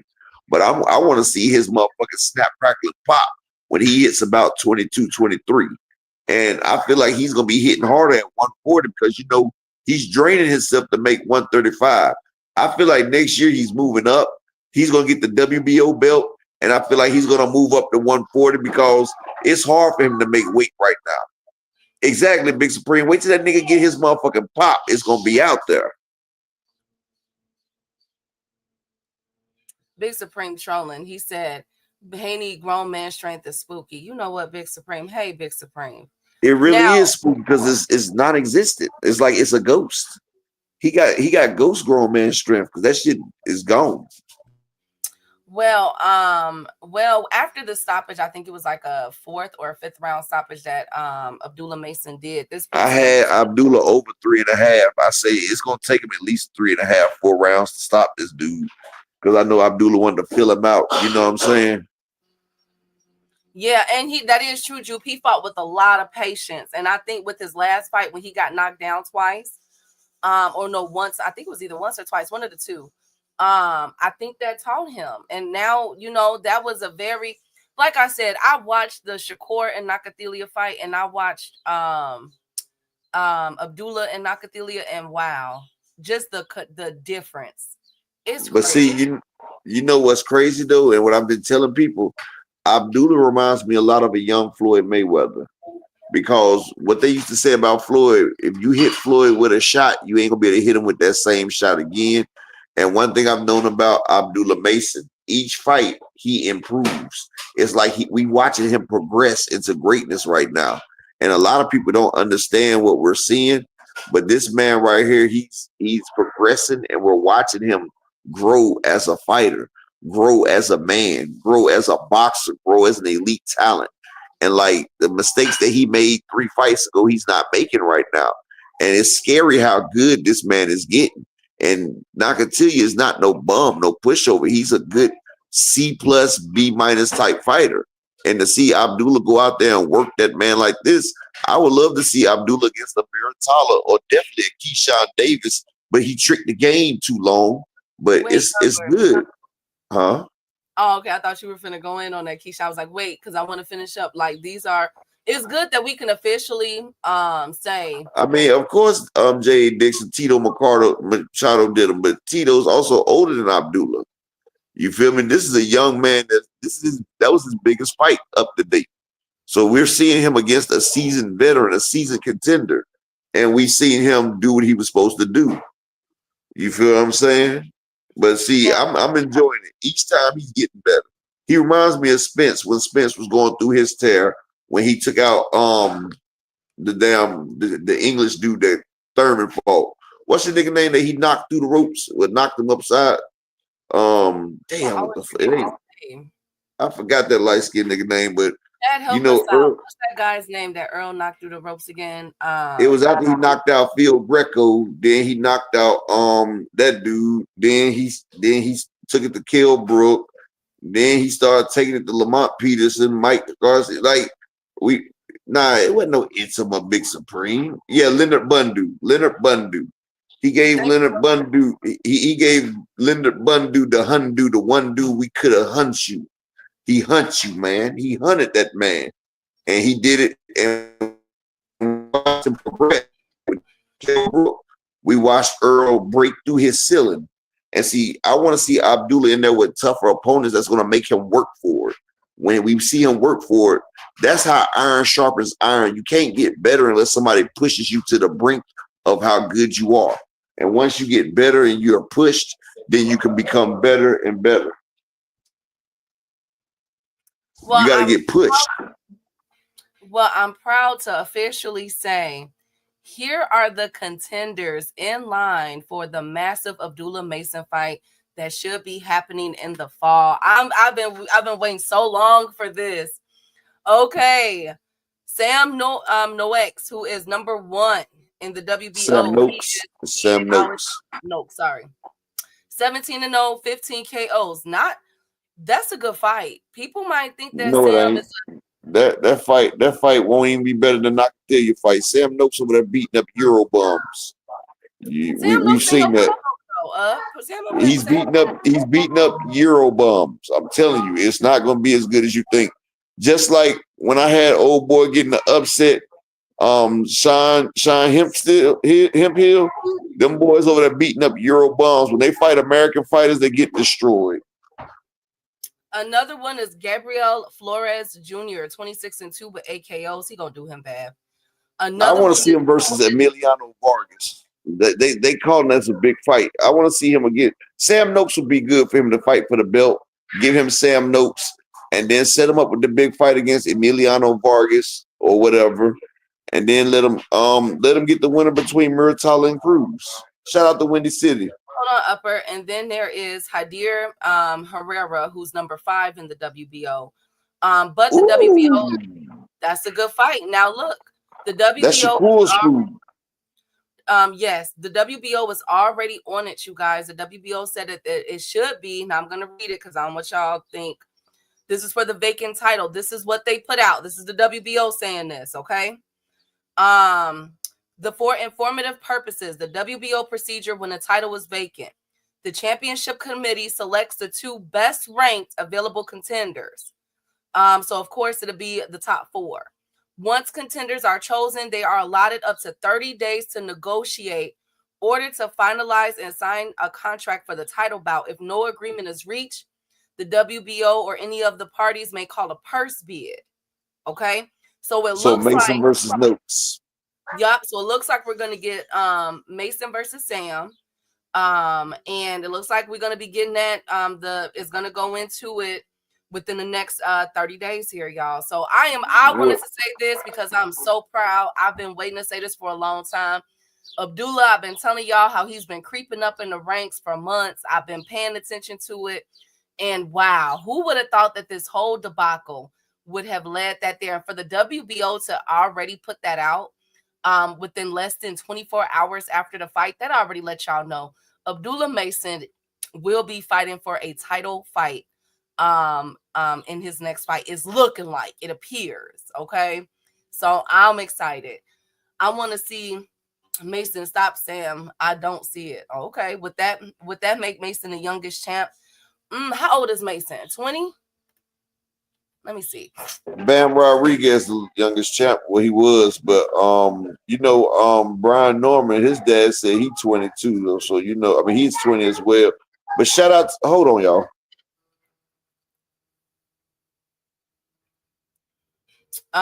He's 21. Thank you, Slogan. He's 21. So I don't think so. I spoke on this. It's nobody in the top 5 in the WBO for Mason. But the guy that called out Shakur at number 5. Hadir versus Mason is a really good fight. I like all of them.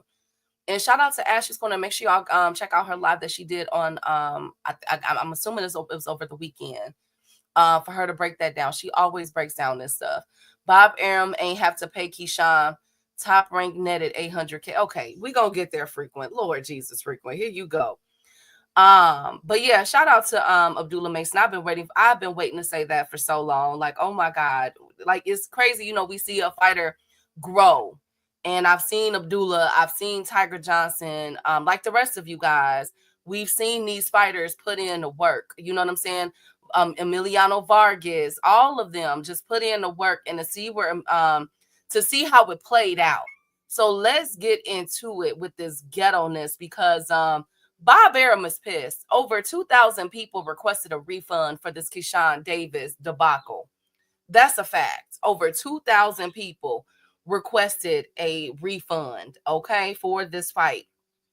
So as y'all know, Keyshawn Davis tried to pull Abdullah Mason coattail.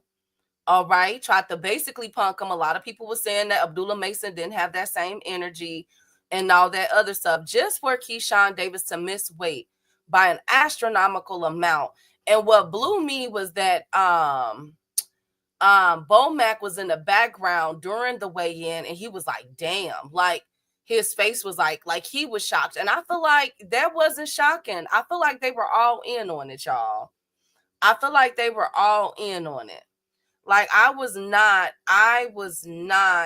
was not pleased with this whole thing. So Keyshawn decides to come into the arena eating. A lot of people are speculating that he was under the influence. That he's back to, you feel me, what he got that no contest for. And basically making a debacle out of the whole thing. He was there to support his two brothers. One of them ended up winning in a great way. That body shot sent that boy crawling to the corner. And then the other brother who fought, what's the guy's name, Chad? Help me out. What's old boy name, Upper? Shoot, the singing one, because I'm finna cook on him too. I can't believe it. Why am I drawing a blank? Lord, you ain't talking about Superstorm, is you? No, the one who Keyshawn brother fought got beat up by. What's his name, y'all? Nahir Albright. Nahir Albright puts hands and feet on Kelvin Davis. What did y'all see in that fight with Kelvin Davis? Everything that I said. I said that the nigga was ass. And I said that Nahir Albright already was on Keyshawn Davis' ass. And Keyshawn is the better of the brothers. And I said Keyshawn got that fight by, being who he was. Because that fight could have went either way. And shout out to my brother Slogan wanting to cash out with the $2.99. Appreciate you, King. I just need 2 more people to support the grind for the day. Give me 2 more people to cash out, PayPal, support the grind. But I told y'all that Nahir Albright gave Keyshawn everything he can handle. When people were sitting there talking about Gustavo Lemos and Baranchik and Pedraza, I say, well, go back to the Nahir Albright fight. I said Keyshawn wasn't that great. It showed that Keyshawn is not that good. And I showed that that man exposed Keyshawn and showed that he wasn't that great of a fighter. And I said, Nahir Albright arguably could have won that fight. And I said, you putting Kelvin Davis in there. He's the worst out of all the brothers. And I said that he was ass. And I said, and everybody that took him, see, they won. I said, look, Kelvin Davis about to get hands and feet, even though he brought Nahir Albright up a different weight class. Brought him up 2 weight classes, as a matter of fact. Nahir Albright still put hands and feet on that man. Like I said, he was too quick to the punch. Kelvin Davis tried to bully him by using weight size, trying to wrestle him and shit. But Albright was too quick, too skilled, and it showed everybody how ass the DB3 boys is. And they couldn't accept the fact that the big brother got beat on, so they sent the little brothers to go get the face back for the big brother. Who does that? And Sam, and I wanted to say something about the Sam Noakes and Abdullah Mason. That'd be great. Both of them boys are over 17-0, 17-0 versus 19-0. Sam Noakes hasn't fought nobody, but he'd be a good notch on Abdullah's resume. And I feel like that fight don't go past 5 rounds. Well, after that fight, Upper and Chat, Keyshawn Davis, of course, looked defeated. He was pissed off watching Kelvin get beat up. And so I guess this is what we heard so far.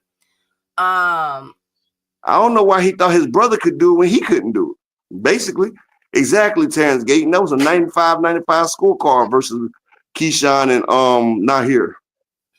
Yeah, off of a 2-year layoff, B-Dog. Like, that's so important. Like, good God, Kelvin, what happened? So, I appreciate you, my man. Planet 619 said he was referring to me all weekend. Yeah, Planet. I be watching these fighters, bro. Like, a lot of times people be too caught up in the glitz and glitter. Like, I said it before, like, Kelvin is just ass, bro. Like, the nigga is ass. Like, and then they talk about DB3. Matter of fact, I think Keon might be the better out of all of them, honestly, the younger brother. As long as he keeps it focused. But that bullshit they did, that was some damn coward ass shit that's going to really affect their stock, because ain't nobody trying to sponsor some people like that. Oh, yeah. So afterwards, Keyshawn gets upset. They go in the background in the backstage, and they press him. There were 2 fights that popped off. So Nahir was in, I guess they said that Nahir was celebrated, like they heard, because their rooms were right next to He was in his locker room. Yes, and I guess they were getting too loud and they overheard it. So Keon then went into his room headbutted him, like pressed his head up against his, and a fight broke out. Then afterwards, No, it wasn't Keon. It was Keyshawn that did it. It was Keyshawn that did it. I said Keyshawn. Oh, I thought you said Keon.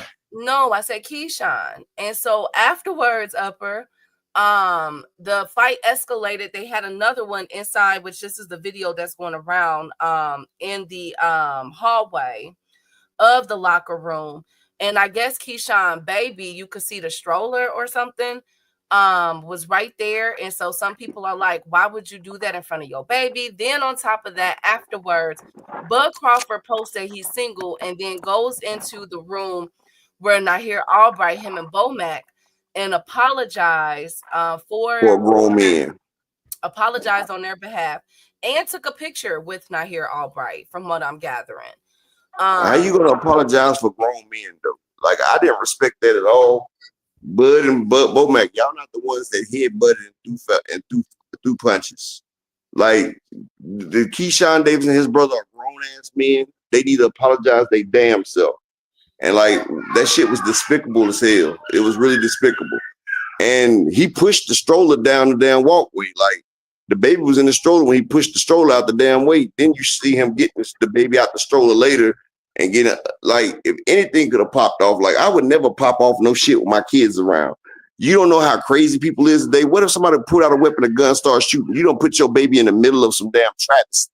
Like, it's dumb shit. It's people that don't think. It's people that shouldn't be fathers out here. Like, motherfuckers don't understand the situation. And he put his son right dead mixed in it could have been a very volatile situation because your big brother got his ass whooped.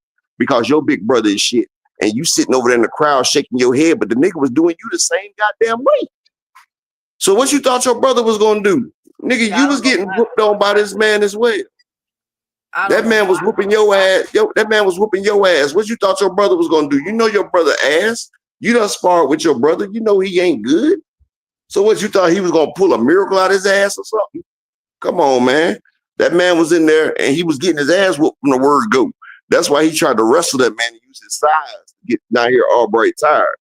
And they couldn't put no marks on Nahir Albright during the fight, so they waited till after the fight to go ahead and put some meeting ups on him. Because his brother damn sure didn't do shit to him. Now, people are saying, now they're going back and forth with this because some people are posting videos of after the fight. Once Nahir Albright was walking out and everything, he did have a lump on his head. So some people are saying that wasn't Keyshawn. They're saying, so the Keyshawn side is saying that there wasn't an altercation. Nahir Albright gets on video with the ESPN cameras right in his face. This was a hit piece, first of all. And they showed him after the fight. He had nothing on his face. Matter of fact, I go get the picture. Go ahead. Oh, because I'm being petty. Because it was like, that was so random. But so that's what they're saying. So Keyshawn and them is doing their due diligence. Now, after this fight, Nahir Albright's trainer, manager, rightfully so, comes out and says that they will be pursuing legal charges against the Davis brothers, the two that fought Nahir Albright after the ring. Fans are split between this. Some fans are saying, don't get the police involved, have a part two. You know what I'm saying? Some fans are saying absolutely, because this is a profession that you handle things in a ring, and that you fight in a ring, and then that's it. What say y'all, chat? What say y'all? Should they be sued? Now, if y'all know how Bob Arum gets down like I do, Bob Arum has made a lot of things go away. I say sue that man. I say sue them because you can't reward people doing, like, when you hit somebody and you're not in the fucking ring, that's an assault. That's a damn assault. And if it was the other way around, they damn sure would do it. Where do you see that knot on his head right there? That man ain't got no goddamn knot right there. It ain't no knot right there. It's no knot. So they're lying like hell. Now it's a motherfucking knot afterwards. That man looked like he just came out of sparring. Now, that's a big difference.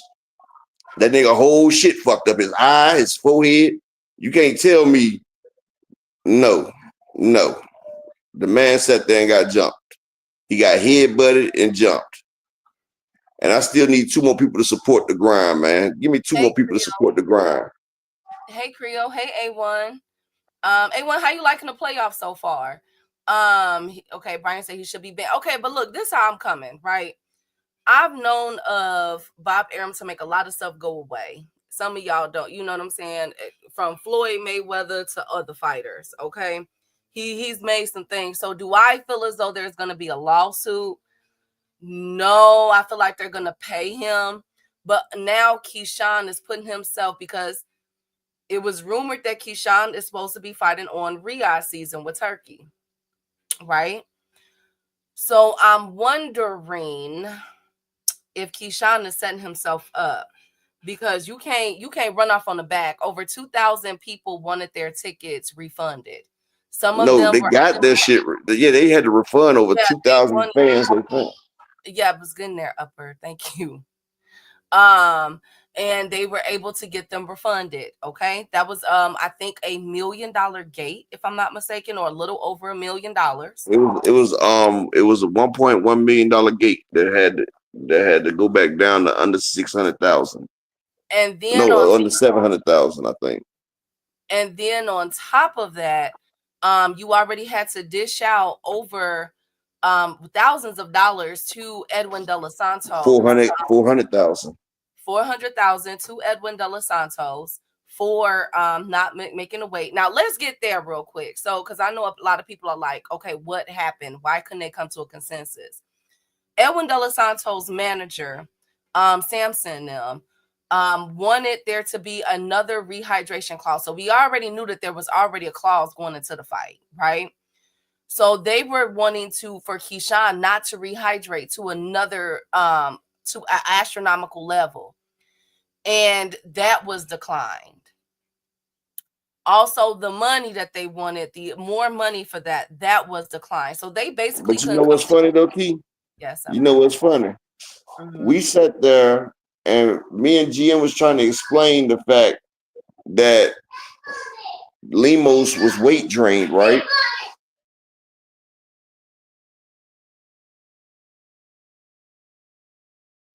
So yeah, but see, when they try to give Keyshawn an even better rehydration deal than they gave Lemos, they told him he couldn't rehydrate more than 10 more pounds than where he was. Keyshawn and his team said, fuck no. They said hell no, because they would have been too drained. But you did it to Lemos. You did Lemos worse than that. They were still allowing Keyshawn to rehydrate 10 more pounds over the 139.4. And Keyshawn and his team said no, because Keyshawn would be at a disadvantage. They did have to pay. They still had to pay that man for the fight. He got his $400,000 check because they was in violation of the contract, not him, Teach. Yeah, I seen you on 2 Cent yesterday spouting that nonsense. A lot of people spout shit they don't know shit about. If you violate the contract, a fight is a contract. And if one person forfeits on their end of the contract, that don't mean that the people can't get paid. And they even tried to work with Keyshawn and them and tell them you can't rehydrate more than 10 more pounds. And Keyshawn and them said, hell no. So they would have been 14. They did have to pay. It's called violation of a contract. Teach, I'm not going to argue with an idiot. I'm not going to argue with you, man. That's the same thing. They had to pay. It don't matter who didn't or who did. They got paid. Edwin them walked. If you think Samson finna walk away empty-handed over $1 million gate, you crazy. And when you violated the contract. Exactly. Hey, Vance. Hey, Opulent. Good to see you, King.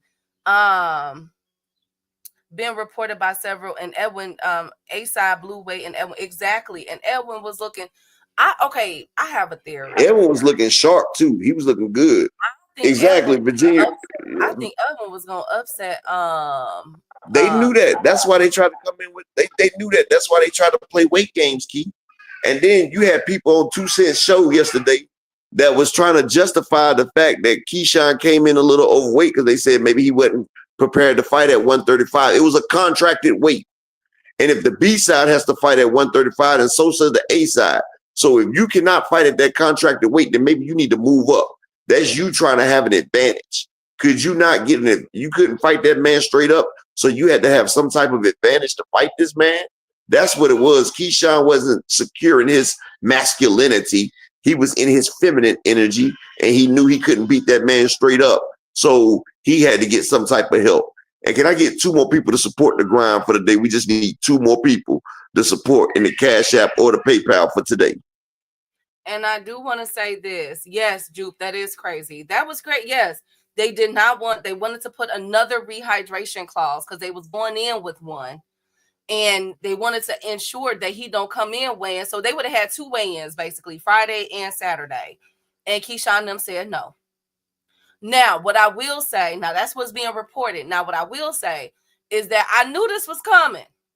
Because if you've been following me last year, before Keyshawn fought Barinchak, right? Before Keyshawn fought Barinchak, DZ said, Samson said that Keyshawn trained to fight at 144 and had no intention to make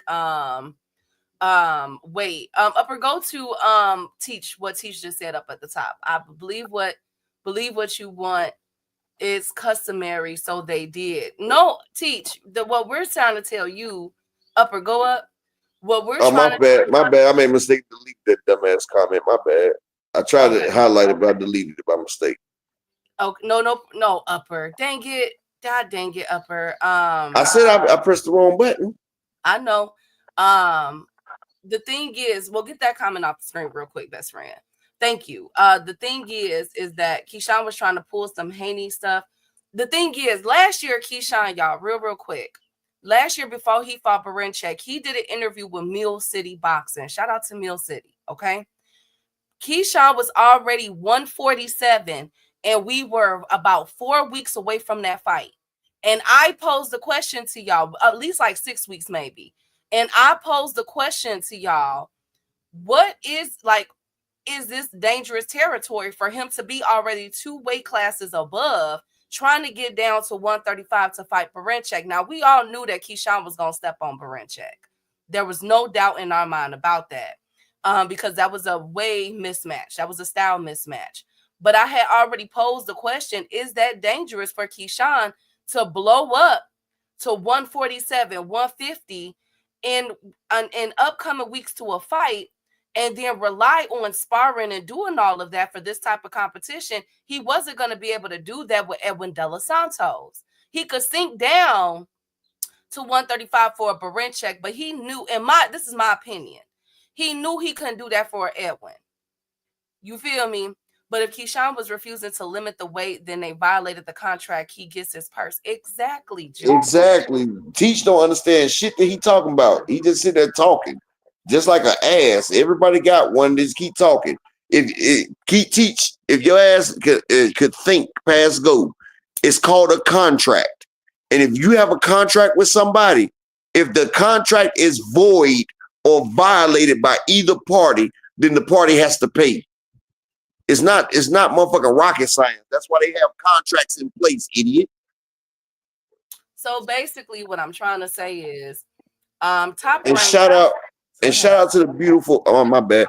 And shout out to the beautiful Miss Latasha Murphy in the Cash App with the $5 holler. Appreciate you, Queen. Just need one more person to support the grind for the day. And I do know how the contract was set up, Teach. It was set up that if you violate a damn contract, you gotta pay. That's all contracts, idiot. Teach, Upper. Teach. The thing is that we don't have to show you the contract because we know that there were funds exchanged. Funds was allocated. They had to allocate the funds because they violated the contract. Teach, I get it. Hey, Kawhi, I get it that you a Keisha. I get it. I'm about to show you something, Teach, but it ain't gonna be a contract. Now look, wait a minute, hold on, y'all, chill. It's just boxing talk. But look, the thing is, there were funds that had to be allocated towards Edwin De Los Santos, regardless if Keyshawn had to pay or Top Rank had to pay. Edwin had to get those funds. That's number one, because that was a breach of contract on 2 different avenues. That was a breach of contract. We can go back to the Lemos fight. Lemos had to come out of his money to Keyshawn Davis. Are we forgetting that? Exactly. Like, motherfuckers is dumb as shit, dog. Like, dumb as dog shit. Like they don't understand. It's the reason why contracts are in place. If not, then they wouldn't have a contract. A contract is to protect both sides, both parties. in case one party does wrong. Like when Devin Haney fought Ryan, Ryan came in overweight. Devin could have said fuck that fight and got paid because Ryan violated the contract, but they chose to get a monetary compensation and renegotiate the contract. And Edwin De Los Santos and them tried to allocate for Keyshawn and them, but Keyshawn and them didn't want to rehydrate 10 more pounds. They wanted to have an unlimited rehydration. And Edwin and them said, fuck that. And I want to address what Planet said. Planet said that Loma had came in. Loma was 146 a month prior to fighting Tio. 147 for someone Keyshawn's height was going to be more difficult, but still doable. I get that. I understand that. But in my opinion, Keyshawn looked at, this is just my opinion, Edwin as a threat. You know what I'm saying? To come over that many pounds. We're not talking about a pound. We're not talking about 0.5. We're not talking about 2. We're talking about 139. He was a 140 fighter about to fight 135. Edwin De Los Santos, who's coming off of a 2-year layoff, blood clots, and a shoulder surgery. 139.4. 139.4. Like, come on now, y'all. Like, y'all can't see the writing on the wall with this. This is a bad look. This was unprofessional. I don't care if you're a Keyshawn Davis fan. Y'all should be able to. It was unprofessional for Ryan. It was unprofessional for the other fighters that have done it to come over. Yes, it was. Weight. And I said it. Best friend. I said Ryan Garcia played weight games. And I said Bill and Devin was stupid as hell for allowing that. Like, that was some dumb shit. Like, yes, Ryan beat the shit out of Devin Haney. And if they would have came in at the same weight, do I think Ryan would have did as great against Devin Haney? He wouldn't have been as stronger than Devin Haney, but Ryan Garcia did not have to shrink down. He did not have to do that. And Devin Haney, he showed you what happens when you make the weight. You don't rehydrate as great as you planned on it. And Ryan Garcia was fully hydrated while Devin's muscles was trying to catch up. So Ryan did have an unfair advantage, not the Ostarine. The Ostarine wasn't shit. It was the fact that Ryan was already rehydrated. And that's why I said Devin's about to get destroyed because he's coming in that motherfucker weak, trying to rehydrate against a motherfucker that didn't have to force his body to damn make weight. That's why if you're over 3 pounds, fights get canceled because it's an unfair advantage, especially when you got one fighter busting their ass to make weight. And then you got the next fighter that's sitting there like, shit, I'm cool. No. Right. And Frequent, you know we cooked Ryan for that. Frequent. We was tripping over that. Everybody was tripping over that. Frequent, don't do that. Frequent, you lying like hell because I said Ryan some bullshit for playing the weight games, but I said Bill and Devin stupid because they accepted the monetary. So don't do that. Don't do that, Frequent, because I said Devin was stupid as hell for accepting that fight. I said if I was Devin, we would have had them pull in what was your dude named Barbosa? I said I wouldn't have fought Ryan that night. I would have fought Barbosa. But Devin wanted Ryan. His pride took a hold, and that's what they did. They played on Devin Haney and them pride. And Devin and Bill, talking about he was a C-class fighter and that they could beat him at any weight, found out the hard way. De Los Santos and Sampson them went going for that. They knew they was not going to put Edwin De Los Santos at an unfair disadvantage, and they didn't. And so that's what the fuck happened. And they said, fuck that fight. I can still get paid without having to go out there. Yes, Edwin lost out on a title shot. And see, that's what they was banking on. They was banking on Edwin De Los Santos wanting that title shot.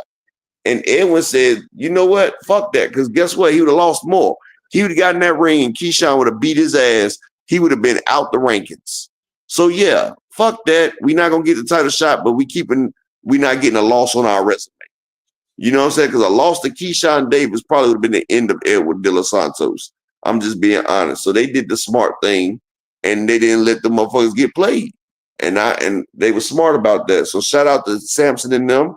And like I said, just need one more person to support the grind for the day. Can we get one more in the Cash App or the PayPal to support the grind? C class is a cheer class. Okay, Frequent.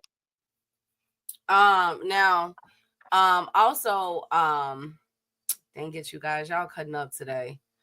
Also, you guys, what I wanted to point out, and again, this is no disrespect to Teach. I just, because this is how misinformation, Haney learned that through Ryan. Absolutely, DZ. This is what I want to point out to y'all. Like, this is how miscommunication, disinformation, misinformation get out there. They got paid, okay? No disrespect to Teach. That's my boy. But they got paid. You know what I'm saying? For Keyshawn Davis antics. It was not professional. We call it straight down the line. We call a spade over here. That was not professional. And now we got to bring up the elephant in the room. So when Edwin looked, a lot of people were speculating about Edwin's weight cut and how his eyes look sunken in. I did see something. I felt like, okay, you know, but again, he's been out for 2 years. I think it's time for Edwin to move up to 140. And since Edwin is looking for a fight, and Frank Martin is looking for a fight. Let's get Edwin versus Frank Martin. What y'all think? I love it. Edwin versus Frank Martin. I think Edwin can make the 135. You know, Edwin is a 130 fighter. I think Edwin can make it, but you got to realize he hadn't cut weight in 2 years. So I expected this to be a bad weight cut for him. You know what I'm saying? He hasn't cut weight in 2 years. And you know, you right, paid in full. Edwin still wanted to fight, but his motherfucking his team stopped him, which was great. It was great for his team to stop him, exactly, Picasso, because he came down for 190. But take your money and we live to fight another day, because if you get out there and you get beat, it's gonna be bad for your situation. It's not gonna be good for you. And shout out to my brother D1 in the Cash App with the $2 holler. Appreciate you, my brother D1. I appreciate everybody that supports the grind, because y'all know we demonetized over here. But y'all make sure y'all support the grind. Hit the Cash App, the PayPal, and the like button. I appreciate every one of y'all that shows support for the grind, because you know this shit ain't easy. It ain't easy at all. But yeah, Edwin was 190 easy. But you know, I feel like Edwin's a 130 fighter. Him and William Foster fought at 130. Like, I feel like since this was his first weight cut, of course it was going to be difficult, because he hasn't had to cut weight in 2 fucking years. 2 years. But he did it.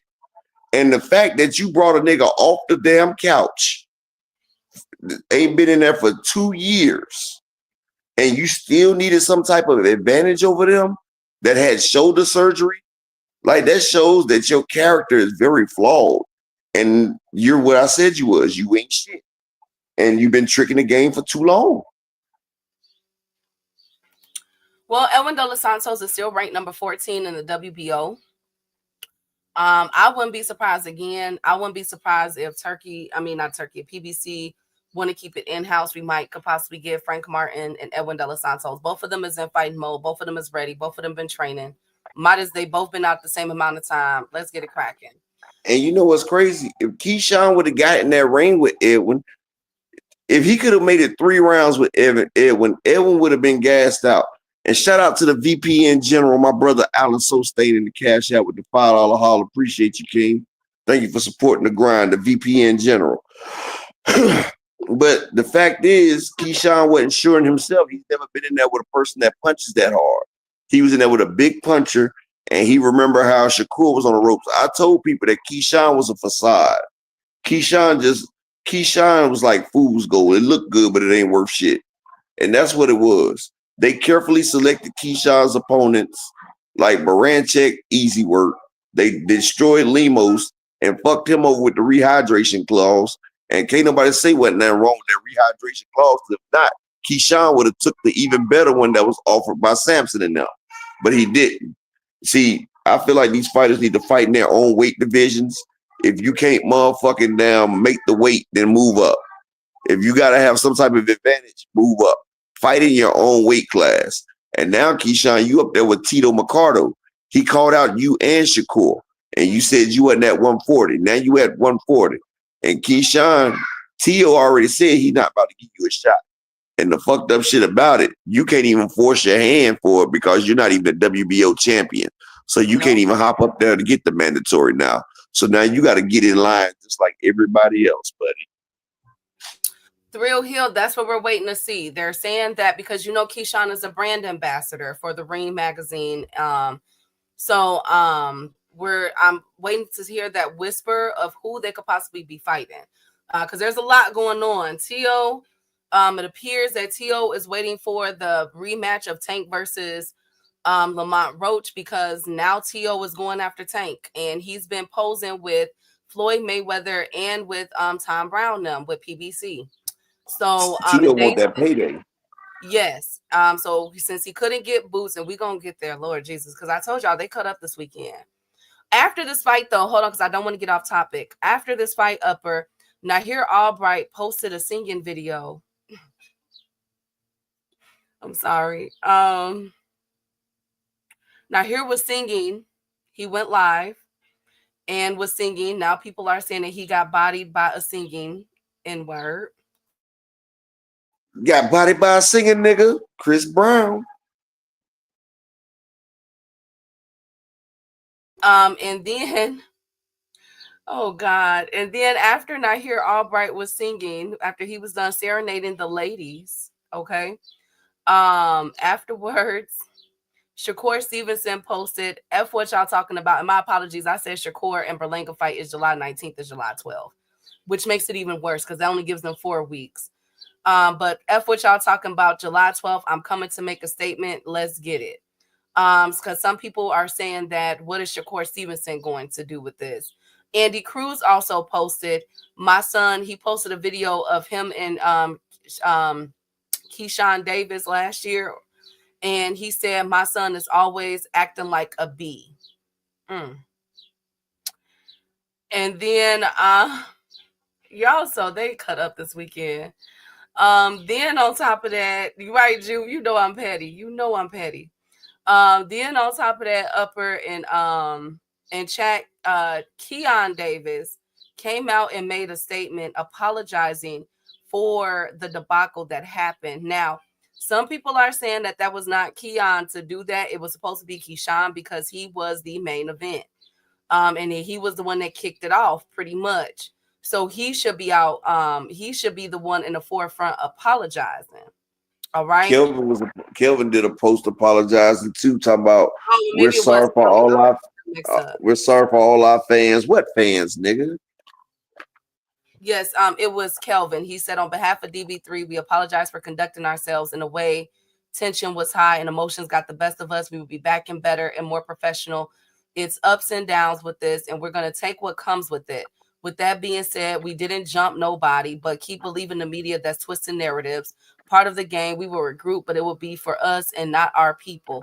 Shout out to the MF Juice Man. And look, he said he not doing it for his fans, he doing it for their people. And paid him full. Yeah, that was Drake that said that Meek got bodied by a singing nigga, but Chris Brown also said it when he bodied Quavo.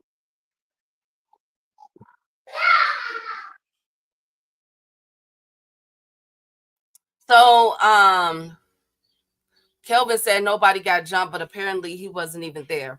I mean, I believe Nahir Albright. He said they came. The thing is what you can prove. If you came into that man's locker room because you heard them celebrating and headbutted him and everything else, that's all they need to hear. You were the aggressor in the situation. Now, if you would have never came into that locker room, we wouldn't be talking about this. But you came in there being the aggressor. So, oh my God. Okay. Yeah, you did, because nigga, they even got videos of you trying to fight the man again. They got videos, man. Y'all can't make this shit go away. Y'all did some lame ass shit. So y'all showing that if y'all can't fight a nigga straight up, y'all gotta jump him. And Keyshawn didn't feel like he could beat that man straight up. That's why he brought back up. But you supposed to be all gangster and shit, soft ass niggas. Lord Jesus. Now, shout out to Nick Ball. Nick Ball will be defending his WBA featherweight champion title against Sam Goodman on the August 16th Riyadh card. But you know, that's crazy. You can't beat up Devin, you might get sued. You can't beat up Keyshawn and his brothers because they're going to jump you. Damn. Thank you. It's hard for these young boxers out here nowadays. Now, here's the August 16th card for Riyadh season. Moza Atamwa versus Dillian White, Upper's favorite fighter. Nick Ball versus Sam Goodman, and Raymond Ford versus Anthony Kasasi. As Man, we I all hope know, Moses send that nigga to the shadow realm, and I'm gonna send some shit after him. Like, here you go, Dillian White. didn't all this happen when Abdullah was fighting? Keyshawn didn't want to watch that man take his headliner spot. This is how I feel. I feel like they tried to ruin that moment. Well, I don't want to say it was intentional. I feel like everything was taken away from Abdullah Mason's. You know, you know something? I think it shined a light on Abdullah because he was the shining light. Kelvin Davis was back there crying. Did you see him crying leaving us? That nigga was crying when he left out the damn ring. And Keyshawn and Keon saw their big brother crying and they wanted to go do some shit. But you know, nigga, you crying over a nigga that you was two weight classes over that sat there and made you look stupid. Hell, he made your brother Keyshawn look stupid. That's why I don't know why Keyshawn let you take that fight. But hell, Kelvin, you should have been taking. Oh, you know I was happy as hell, Ryan Walker, when he let that KO. But then that nigga Abdullah, or whatever his fucking name, he got beat, man. He got upset by Lubik Jan. So that shit fucked up my 2,500. I had 2,500 I was gonna win, but that nigga Morad got upset by Lubijanics. This nigga 6'7" got up. He's 6'7", let this 6 foot tall nigga upset his ass. GM is silly. He said, I do key. It was intentional. They soft. I think that everything, like, we are Abdullah was That was Mr. Altruistic. I know. No, GM said that Shakur jumps females. But Lord Jesus, GM. But I get what you're saying. I feel I'm in the middle with it. I'm not gonna lie about that. That's why I made sure to spend extra time on Abdullah today to let y'all know what this young man is doing. And not letting that overshadow what Keyshawn Davis and them just did. Because that was, I think so far, I know we had upsets, but this was one of the most disappointing weekends of boxing as far as a fighter and their growth. Keyshawn was talking all that stuff. He tried to punk Abdullah Mason just for Abdullah Mason to take his spot. 2,000 tickets were refunded. And now look at this. But at least we can officially say that Abdullah Mason had a very successful live gate. Whether it was either because regardless if it was given to him, everybody could have refunded, but those people stayed to watch Abdullah Mason. So shout out to him. I'm definitely crediting him with that live gate. I can't wait till I get the official numbers to say what it was, and that's Abdullah Mason's live gate. Period. Exactly. And see, Keyshawn, that nigga was sitting there saying, fuck the fans. He was eating popcorn, chicken, and everything on camera. He didn't even give a fuck. I say, look at this nigga right here. He ain't make weight. He still eating. He was still trying to hydrate back up. If same day weigh-ins got brought in, there would probably be 5 fighters being able to be considered top guys in today's boxing scene. Talk to him, Vance. Hey, Price Boy. Good to see you, King. Now, Leonard Ellerby also congratulated Samson. He said, great work. I've always told the world what a great promoter you've always been, always looking out for the best interests of your fighters' respect. So Leonard Ellerby is also in agreement that Samson did the right thing with pulling Edwin De Los Santos from that fight because concessions could not be reached. And I agree with that as well. Also, Ryan Garcia, as we know, he's on our injured list. He also had surgery, I think, on his right hand. He's saying that y'all are going to eat y'all words when I come back strong as F. One bad night won't determine me. I'm 26. I still haven't got into my prime. Now, this is coming on the helms of Oscar De La Hoya petitioning for Ryan Garcia to take off for a year.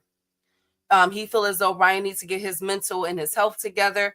Ryan Garcia is saying, heck no, I'm coming back. So be looking out for a fight announcement soon from Ryan Garcia. Does Abdullah get paid more because he was the main event? I think the person stay intact slogan. I haven't heard that, but that's a great question. Mason will have a larger live gate when he fights in Cleveland. Absolutely. And I won't be surprised if they move towards that. Now that Mason will more than likely, a 99% chance he'll be fighting for the WBO. Yes, he did, big dog. An N-word who popped dirty shouldn't talk like that. Thank you, GM. Now, Lord Jesus. Now speaking of fights, rematches, Lamont Roach has been posting upper. He was eating really good, letting the fans know that he is at weight. People are also speculating that after Lamont Roach is done, because he put up a post about Tio. I had already confirmed that Tio was looking for the Tank fight. Tio had did an interview talking about Tank. And so Lamont Roach put out the post saying, I'm gonna let the cat out of the bag. When I'm done with this rematch, me and Tio was gonna fight at 140. I love it, Upper and Chad. I love it. I love the confidence that Lamont Roach is showing. He's showing that he can eat whatever. He's already on weight. He's been posting videos of him training, and he is trying to interrupt the Tank versus Tio fight. That's supposed, allegedly, whispers. Y'all know I bring all the whispers. That's supposed to be coming either later this year or spring of next year. So I'm gonna keep my eye on this. Tio has also came out and he is capping. And I gotta call that out per usual. Tio stated that his promoter or his manager, one of the two, stated that Tio was decided to pull out of the Devin Haney fight to get his mental together. That's a lie. I told y'all what it was, okay? Tio, I told y'all before it even happened. I was on here when my little whisper came to me and said Tio was upset about the money, okay? And I said, oh my God, it looks like the Devin versus Tio fight is in jeopardy. Who remembers that? Who remembers that? Okay? And then next thing you know, it all came out the next day. I told y'all that whisper before anybody. Tio is capping on this. It was not his mental. It was not he needed to take some time off. Tio was upset because they offered him the money that Turkey was going to offer for the Boots and Tio fight was going to be significantly less versus Devin. He did not like the money. That's what it was. So don't let him lie to y'all, okay? I hate that because don't make me look like no liar. It was the money. Lord Jesus, the money.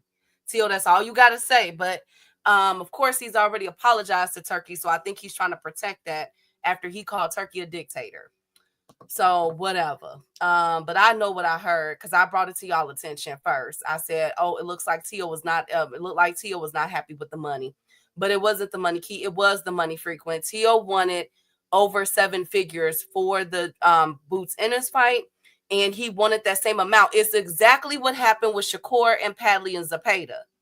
Well, see, he was promised almost $5 million for the Boots fight, and then with the Devin fight, it was almost close to $1 million. He said, "Hell no." No, he was promised no. Turkey said he could get them up to 11 million. Oh shit! And so when he went to Devin, exactly. So when he went to Devin, and it was significantly less. Now there's speculation out there. Some people are saying $1 million, like Upper says. Some people are saying $3 million.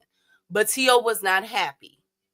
That's what I heard. I brought that to y'all attention first. I let y'all know that. Keyshawn already said it was the same money. I don't care what Keyshawn said. I'm letting you know what it was.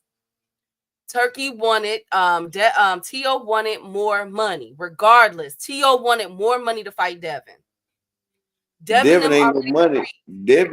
Fighting Devin wasn't no damn money. See, Boots is a headliner. He's a unified champion. People would have paid. They could have put that on pay-per-view.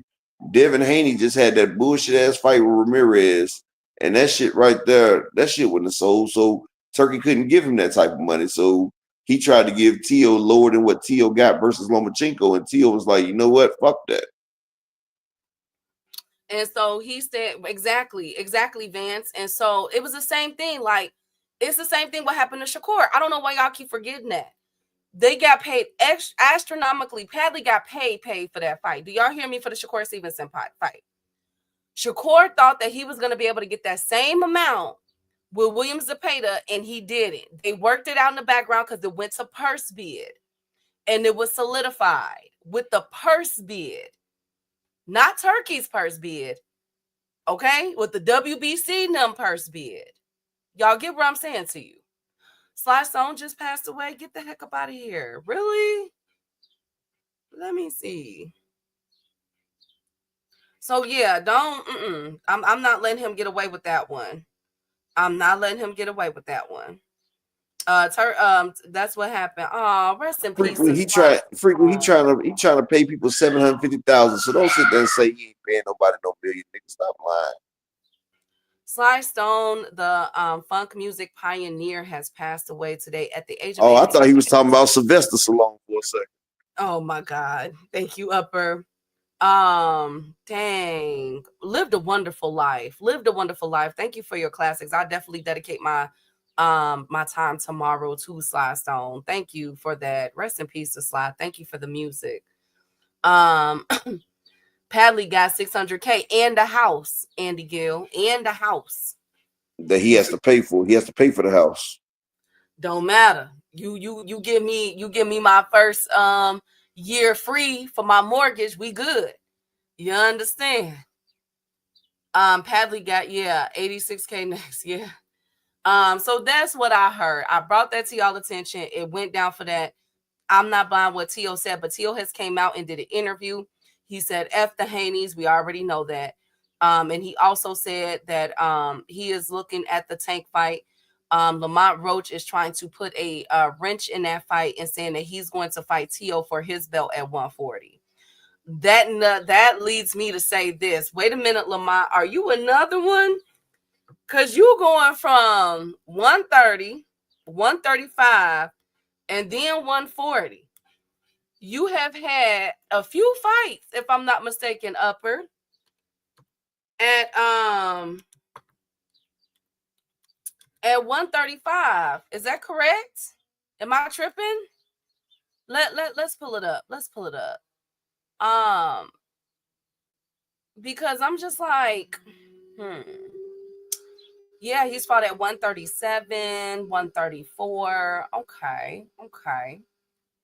I got my eye on Lamont Roach. I think that is really, really interesting. Really, really interesting. He started at 40. Okay. Isn't it weird that two well-known fighters have complained about their purses being lower than expected from a guy everyone claimed had limitless funds? Jupe, I keep saying it, but Frequent them don't believe me, girl. Frequent them feel like that, Turkey is worth this, and we finna get into that because we got a new development with the Canelo versus Bud fight. Lamont needs to drop the 130 belt then. Exactly, DZ. If you're going after T.O. at 140, drop it. If you're done at 130, be done. You know what I'm saying? Be done. I definitely agree with that. Be freaking done. Didn't he fight at 140 like 3 times, if I'm not mistaken? Turkey paying those dudes in Monopoly. Thank you, Raj. But I just found that very interesting. So I'm gonna keep my eye on this about the T.O. versus, waiting for the Tank. That's a really big fight. A lot of people's been waiting for that fight. Also in the run-in for after this rematch with Tank and Lamont. So we got T.O. We also have, as we all know, Pitbull Cruz went back down to 135. He's ranked in Tank Davis division. We also have the winner of Shakur Stevenson versus William Zepeda to possibly fight Tank versus the Lamont Roach winner. So this WBA, WBC, all of that is heating up at the 135 division. It's gotten that much interesting. And I'm here to tell the promoters, I don't give a damn if it's PBC, Top Rank, Matchroom, Queensberry, whoever. Let these boys fight. That's it. We more than likely won't get Tank versus Keyshawn Davis. And Keyshawn could possibly be potentially be facing suspension. So let's let the rest of them fight. Loma retired. Let's get them boys in the ring. Okay. Andy Cruz and Raymond Muratalla is a big fight. That sets it up for a unification bout with Tank and the winner of Lamont versus Tank. So let's get it. These fighters just be talking. No, I think Lamont really has a plan to upset that because I think, look, I told y'all last year and I told y'all a few weeks ago, Tank Davis team reached out when Loma pulled out of the fight. Tank Davis team reached out to T.O. T.O. and them said no. Who remembers that?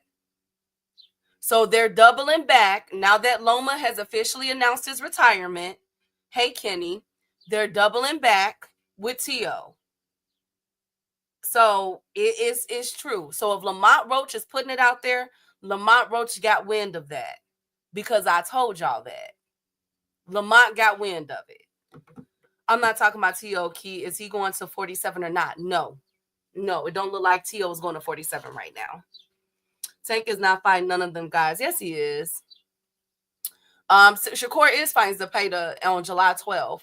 I think he is because Tank has been reaching out. You can't make these fighters get in the ring. Shakur turned down Tank. T.O. turned down Tank last year. He fought Lamont. He's about to have his rematch. Tank's team, from the whispers I've heard, might be some movement with the T.O. versus Tank situation. And Lamont Roach has thrown his hat in there to upset that algorithm. You feel me? So I'm going with that, y'all. You don't think that Tank is gonna fight Shakur? I think they are. If Tank fights T.O. at the end of this year, in October, let me see, or November, if Tank fights T.O. at the end of this year, I could see Tank fighting Shakur Stevenson in the spring. I'm not gonna lie to y'all about that. If Shakur and Tank both win their next fights.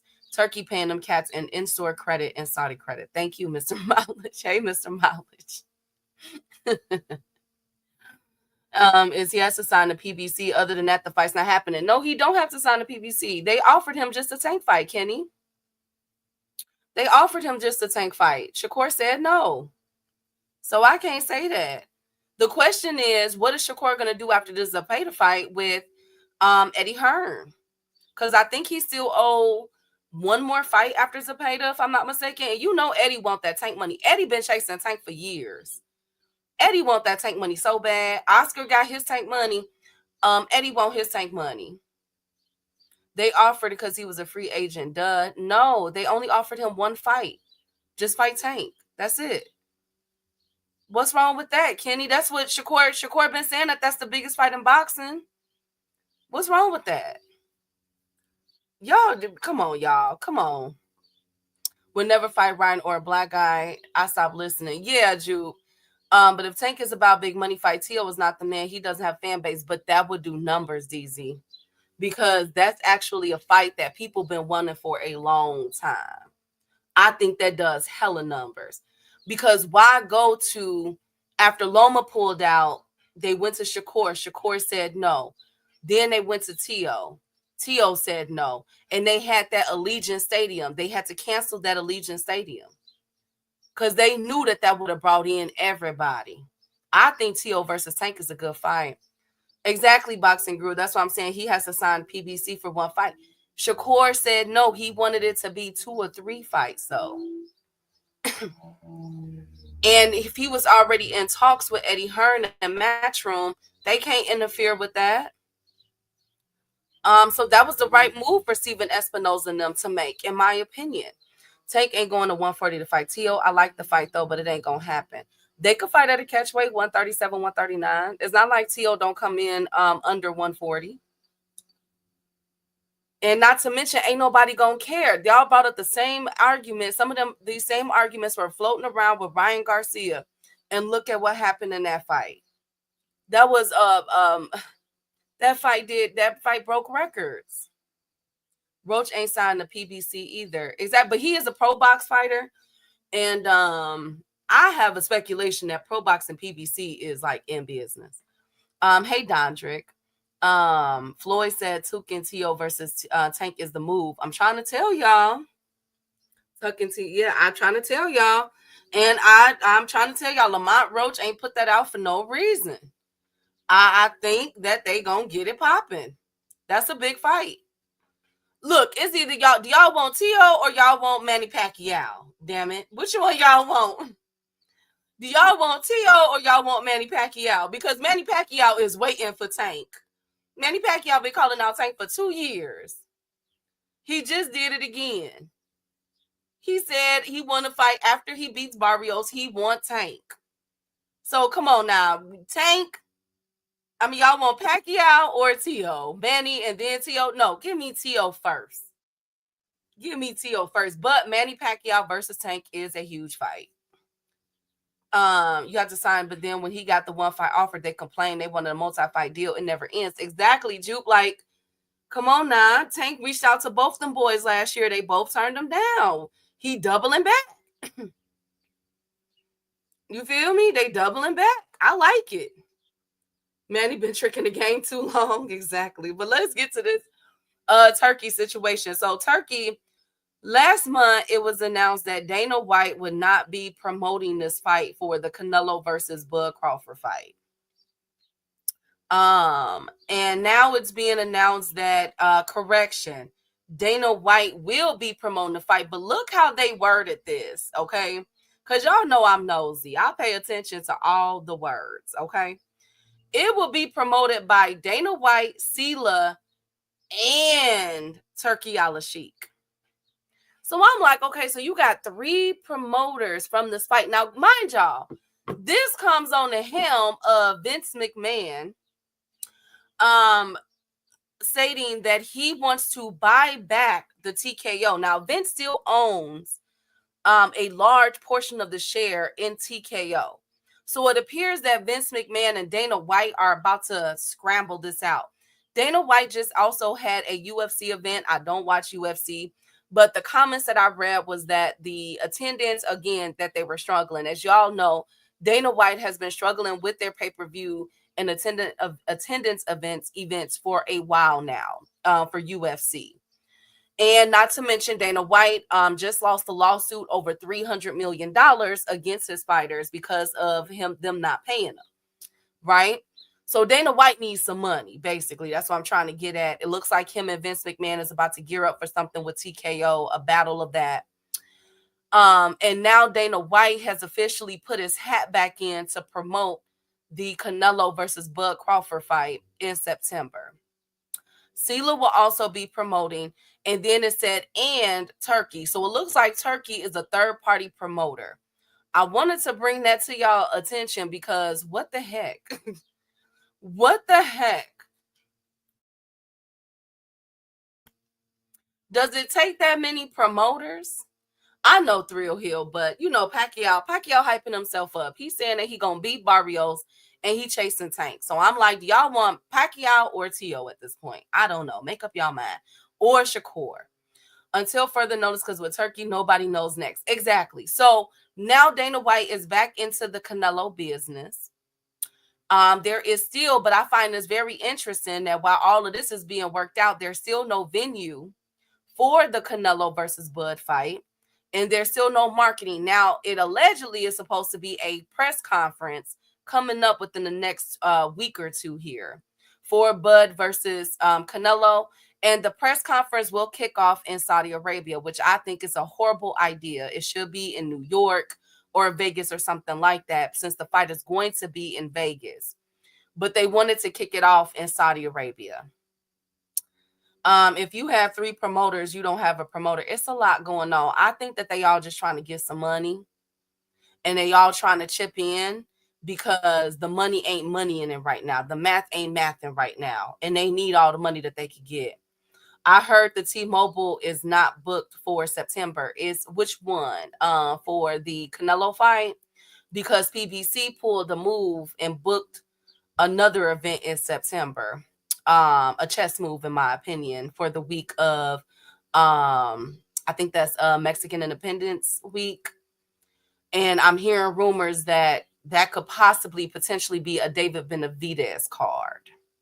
So oops. And I oops.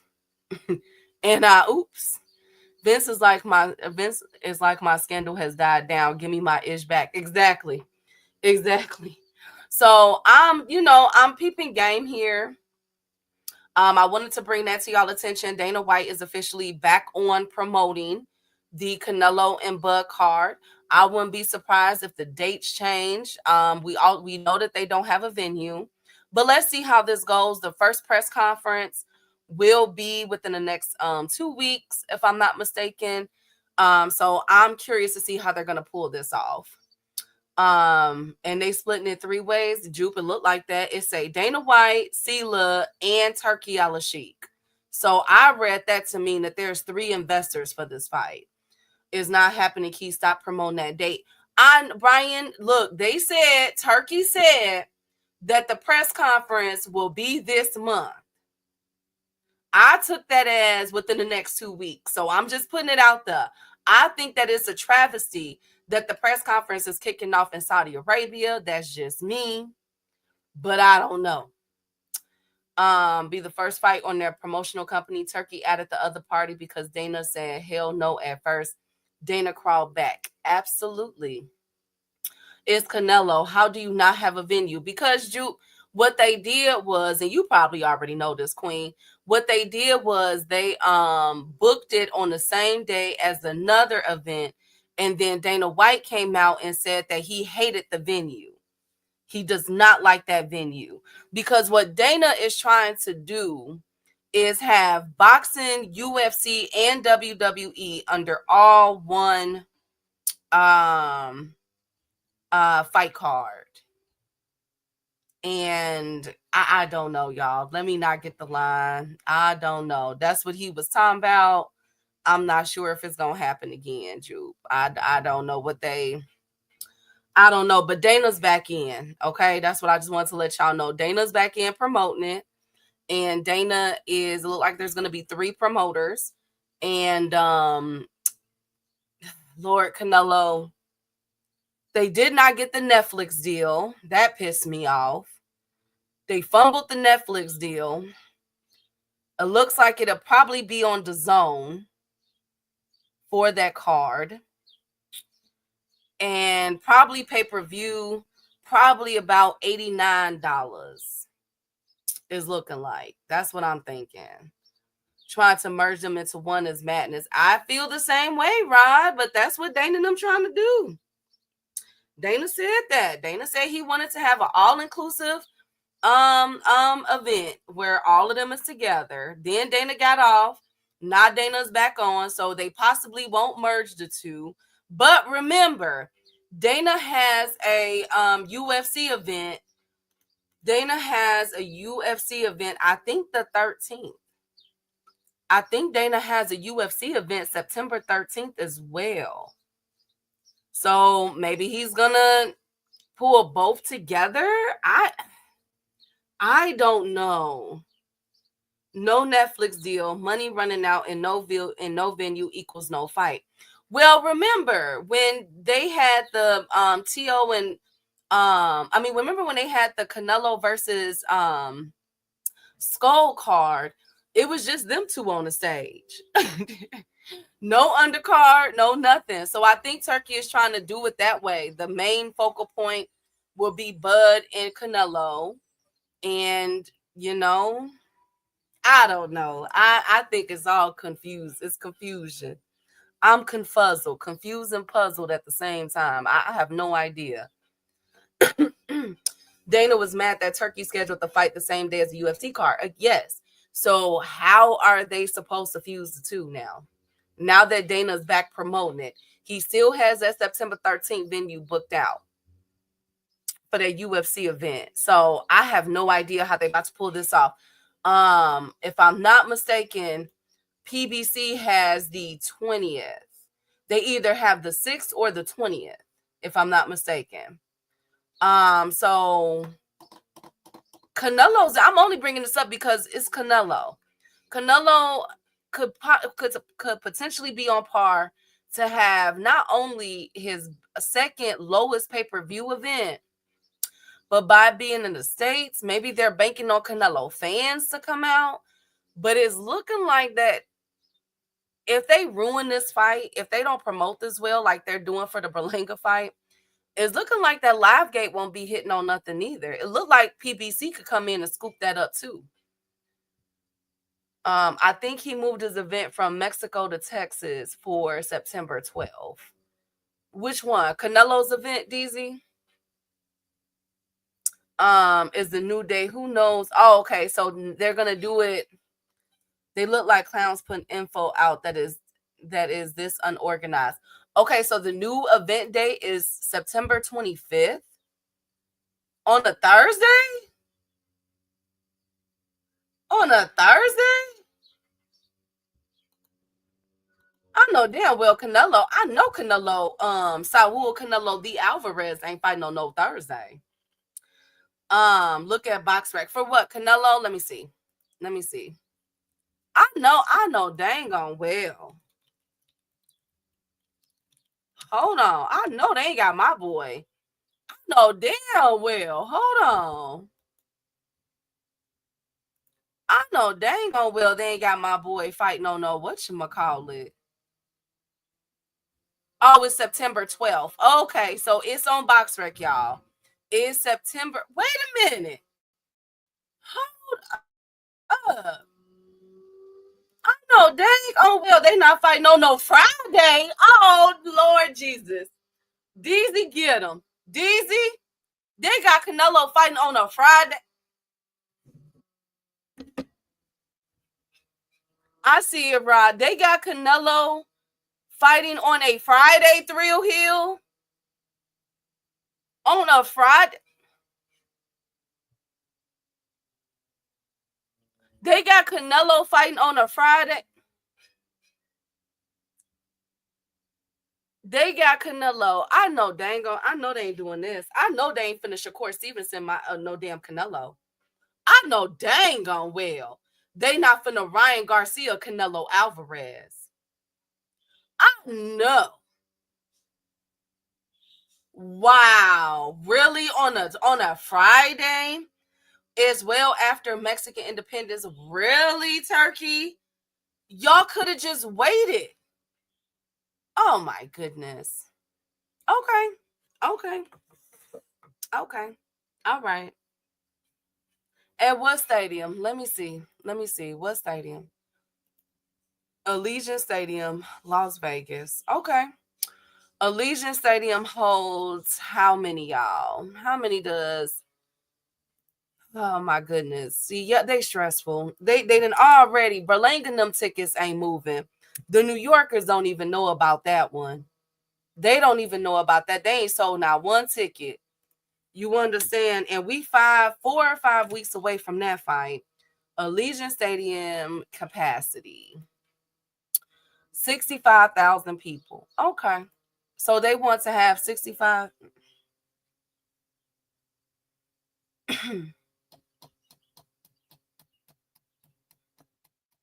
Mexican independence is the 16th, so they having it before. So why didn't they just have it on the 20? Oh, they wait. September, they could have just had it on the 20. Oh, they can't. PBC already got that date. See what happens? You see what happens when you try to go against these promoters who've been doing this for a long time. You see what they finna have Canelo the Saul Alvarez fighting on a Friday at Allegiant Stadium that holds 65,000 people. And y'all okay with this? Y'all okay with this? I'm not. Wow. I get it, Thrill Hill. It possibly will sell out because Canelo fans always going to show out. All of Bud, 182 fans going to be there too. They better promote this like crazy for a Friday night. That means people who's going to travel into town will have to get that Thursday. They probably going to miss weigh-ins. Weigh-ins are typically on a Friday.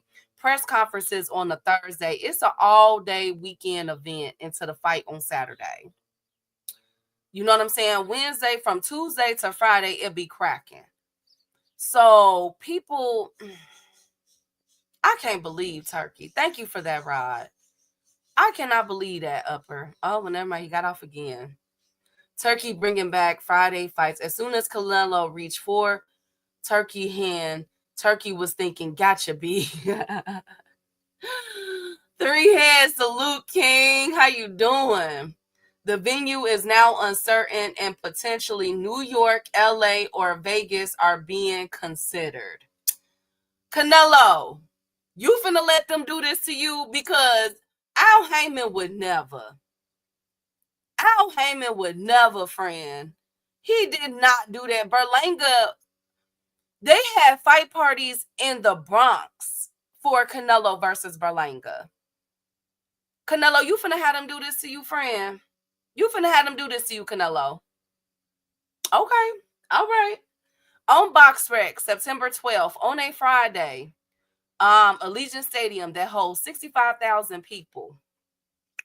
Fans who are going to go, please get there by like Tuesday or Wednesday, so at least y'all get y'all money's worth. When I say money's worth, I mean attend the press conference, attend the weigh-ins, because that's what I do. When I go to these fights, I'm there for a couple days, because if I'm going to spend a few $100, I want the whole experience. You know what I'm saying? Like, it'd be lit and it'd be fun. But I've only done it with the PBC. I got to do it. My goal is to go to a top rank card to see how that goes as well. But PBC for sure is lit. Like, PBC is lit. Hey, big dog. How you doing, King? Hey, light skin business. They better see if Dallas is available. Well, it looked like they having it at Allegiant on a Friday, which is in Vegas. So what BoxRec gonna do? Change it again? BoxRec gonna change it again? This is crazy. This is a travesty. Let's see. If they have it in New York, I think New York could be better than LA for the simple fact that Bud, the things that I heard about the LA when Bud was in LA against Madrimov was that LA, that stadium is not tourist friendly. You know what I'm saying? It took them a long time to get there. Wasn't a lot of things around there. You know, like a lot of people just did not like it. Whereas in Vegas, you leave MGM Grand, you got all the restaurants there. You got hotels across the street. You walk the strip, food everywhere. You feel me? Like, everything is right there in that central location. New York, I will assume so. I've never been to New York, but they keep selling out there. So I will assume the same with New York if they have it at like the Barclays Center. You know what I'm saying? Places like that. I could see New York too. I would say New York or Vegas. When I was in Dallas, Dallas is right there. When we passed the stadium, because my sister didn't stay too far down from the stadium in Dallas. So that could be an inclusive, that could be a spot that they could have it at in Dallas. Yesterday that is happening on the 13th and the first presser later this month.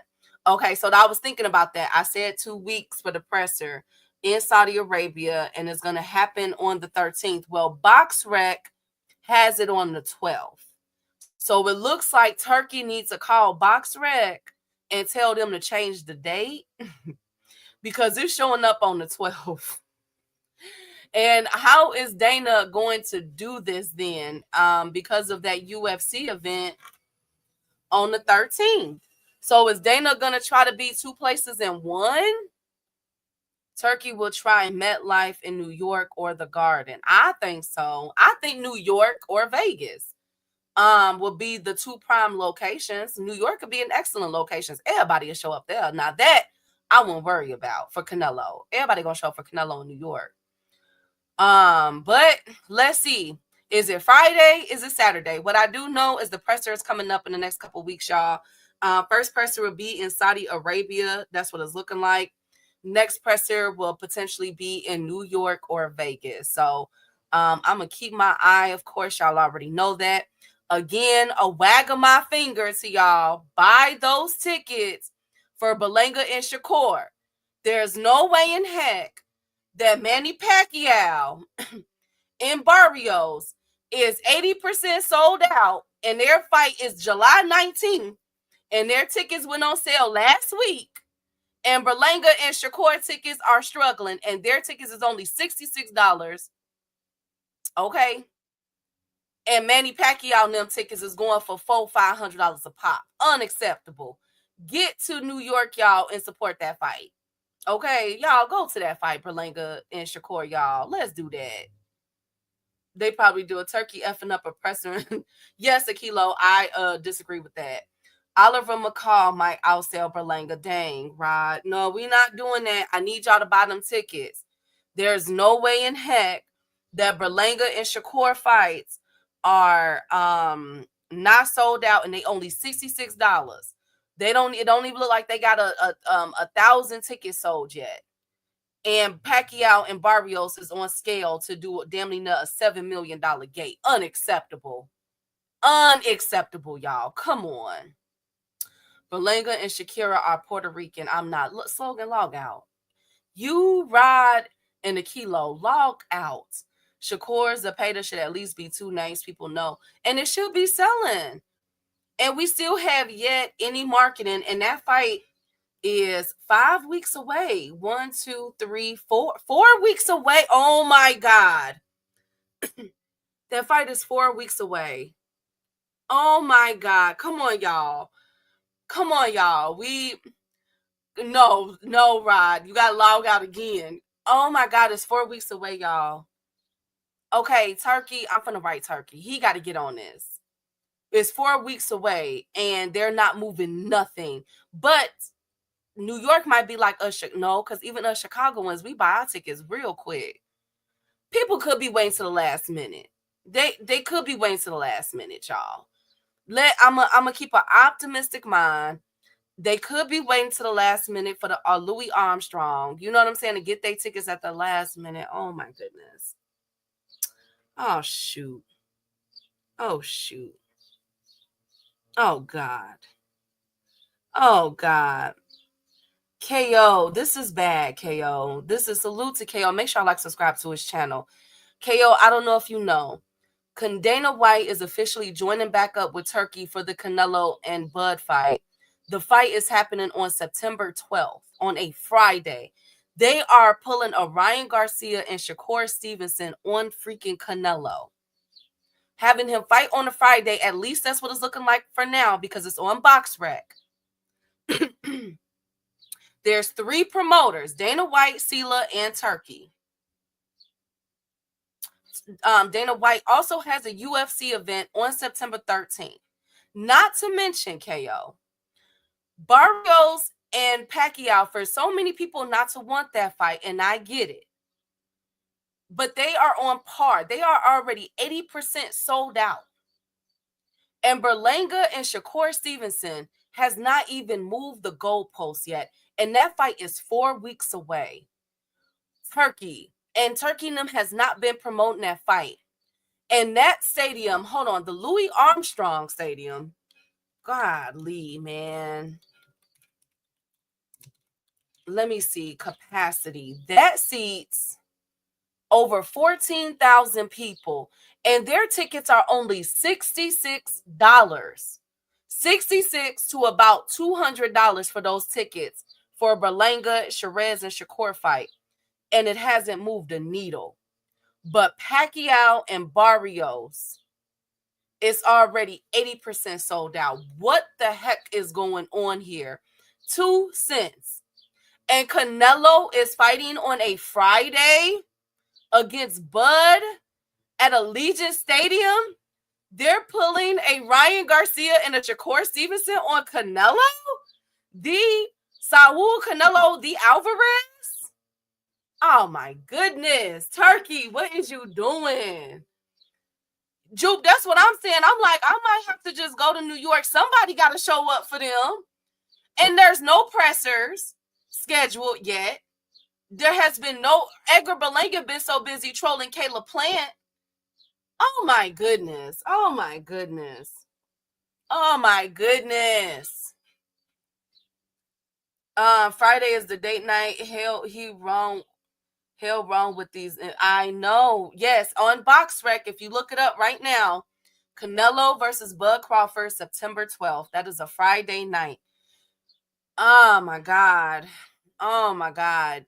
Lord Jesus. They pulling a Ryan Garcia and a Shakur Stevenson on a Canelo Alvarez. One of the biggest names in the sport.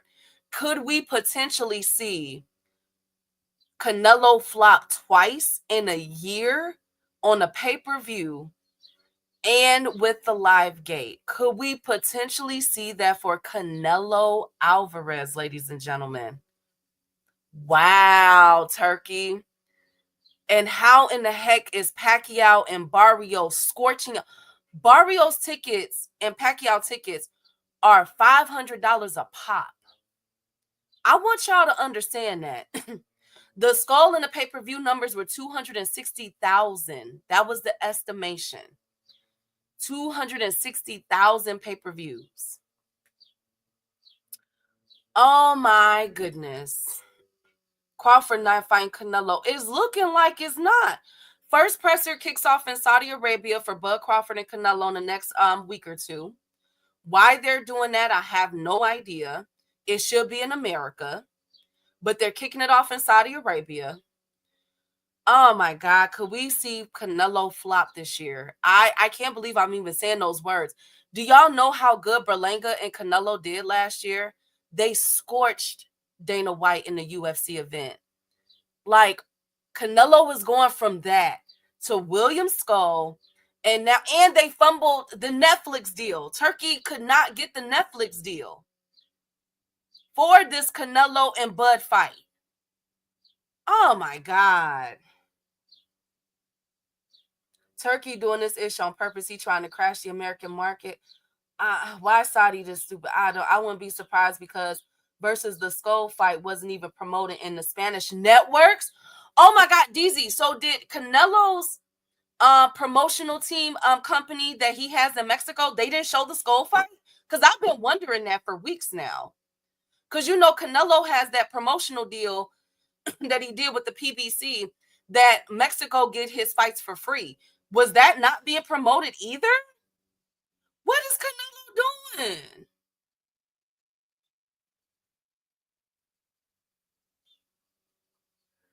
Turkey is a failure. He's a person that can mess up a wet. Thank you, Rod. Wait, Shakur versus the Peta isn't in New York. Where is Flushing? They said it's New York. It's the Louis Armstrong Stadium, and it's a tennis center. They play tennis there. Gosh. It says New York City. I guess it's like at the, y'all know I've never been to New York. I don't know where it's at, like if it's in Brooklyn or like if it's outside of Manhattan. I don't know. I just know it's a tennis center in New York. That's it. Canelo going to pull out the fight. He better. This is bad. This is bad. If you have Manny Pacquiao tickets selling for $582, they're already 80% sold out. Okay? We showed the picture. If you already have that, and the fight is in 4 weeks for Berlanga and them, and nothing is moving, and their tickets are only $66. Oh my goodness. Okay, I need everybody to go to New York City and support this fight. Jupe, is you going? Because if you going, Queen, I'm going. If I could get one of the queens to go, show up and show out with me, I'll go. I'll go to this fight. I would literally book the ticket. It's in Queens. Okay. I would literally book the ticket in New York and go to that fight because I feel so bad. And that's a good undercard. They got David Morrell and they have Puello versus Matias. I feel so bad. Oh, come on, Rod. Like, come on, y'all. Like, somebody. Nobody want to go to the Edgar Berlanga and Shiraz fight. 2 cents. Come on. Oh, come on, KO. Come on, y'all. Oh, come on, Rod. Like, oh my God. It is a good card, a kilo, and it's not being promoted, and they're not upper. If you're there, put up the comparison again. Put up today. These are the tickets how it's moved today. Put up the Mario Barrios picture and Pacquiao picture of their stadium. No, that is Berlanga and Shiraz. That's Berlanga, Shiraz, and Shakur Stevenson. $66. And then this is Manny Pacquiao and Barrios already. Those tickets went on sale last week, and look at how good they're already doing. The rest of the tickets are for a $3 million gate. The most expensive ticket sold for the Manny Pacquiao and Barrios was $6,000. Hi, Sean Blanco. That's that one. Now go back to the other picture. We need to get to Shiraz and come on, y'all. We got to show up for this fight now, y'all. Come on now, y'all. This is Shiraz and Berlanga and Shakur's fight. We got to show up for this one, y'all. We got to show up for this one. Like, come on, man. And Turkey hasn't done anything to promote this. And now Canelo Alvarez is fighting on a Friday. I'm not talking about supporting Turkey. At least support Shakur and Berlanga and them. Like, they didn't ask for this. Shakur hasn't even put up a post about this fight. Y'all don't think that that's weird? Berlanga been so busy trolling Caleb Plant. So hard at Key. Please, somebody help. Hey, Miss Mona. Like, I mean, y'all don't think this is weird, y'all.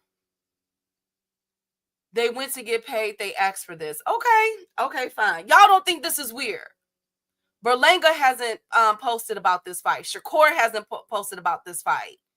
Hyping it up. There's been no pressers. We're 4 weeks away. No? Okay. All right. But he's getting that August 16th card ready, the one that's going against St. Davis. I sent my tea to that one. He's been promoting that fight and getting that fight card loaded. Raymond Ford on that card. Moses Atumwa. Nick Ball. Okay,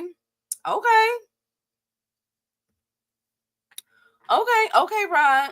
As a huge Puerto Rican and Dominican community, it should sell well, Key. Not what I'm looking at, DZ. I'm getting nervous. DZ. I'm getting nervous, Queen. We 4 weeks out. I'm going to keep my eye on it. Why would they promote? They guaranteed to get paid. Because it's a fight. Who wouldn't? Okay, y'all. Okay.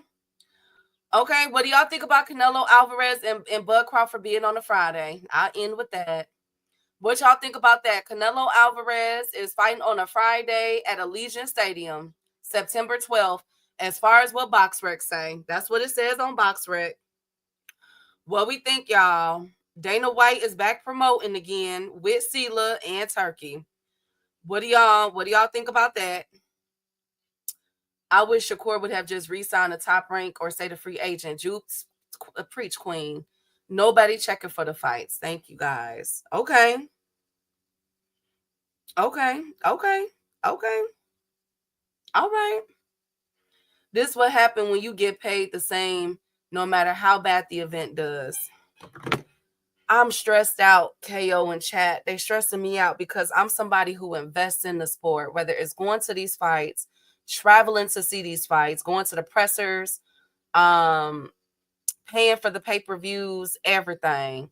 I'm somebody that invests. I get cussed out so much because I invest. They slogan ride all of them. GM always cursing me out because I'm saying buy the pay-per-view, do this. And I just feel like if I'm meeting you as a fan halfway, you should be doing everything that you can. PBC would never.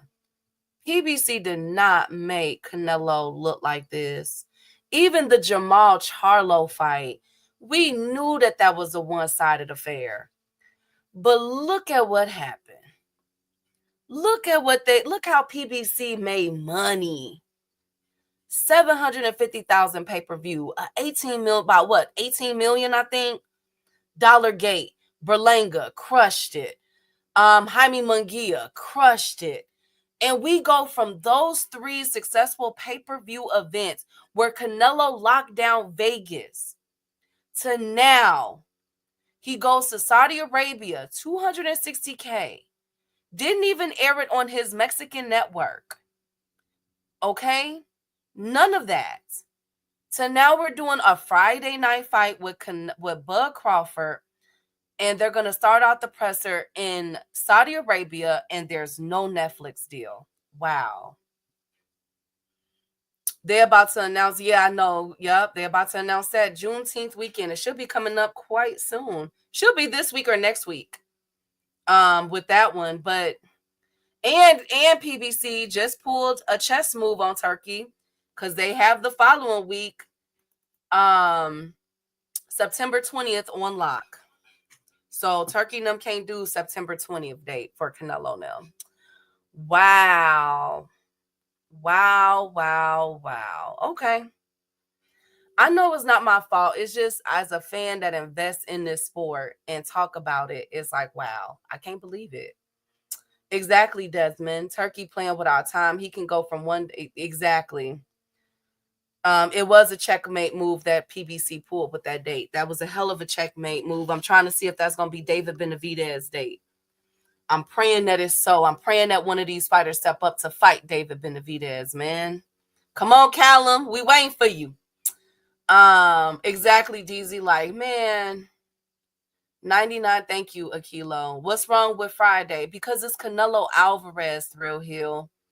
It's Canelo. Look, this what happened when I went to the Tank and Frank Martin fight. I was able to pay, I think my tickets in total was a little over $1,000, right? For me and my sister. And that got me, they had the weigh-in. Weigh-in was lit. When Tank did that backward split, the presser, everything all that week. Not to mention, they were out there. Like PBC events in Vegas are a spectacle. It's fun. You have a really good time. Everything was right there. It's on a Friday, DZ. Everything is right there, right? So you get your money's worth.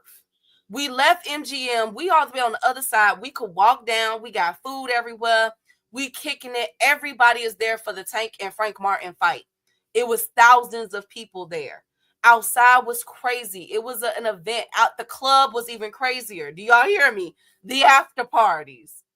So that's Wednesday, Thursday, Friday, Saturday to fight. Everybody go home Sunday. You feel me?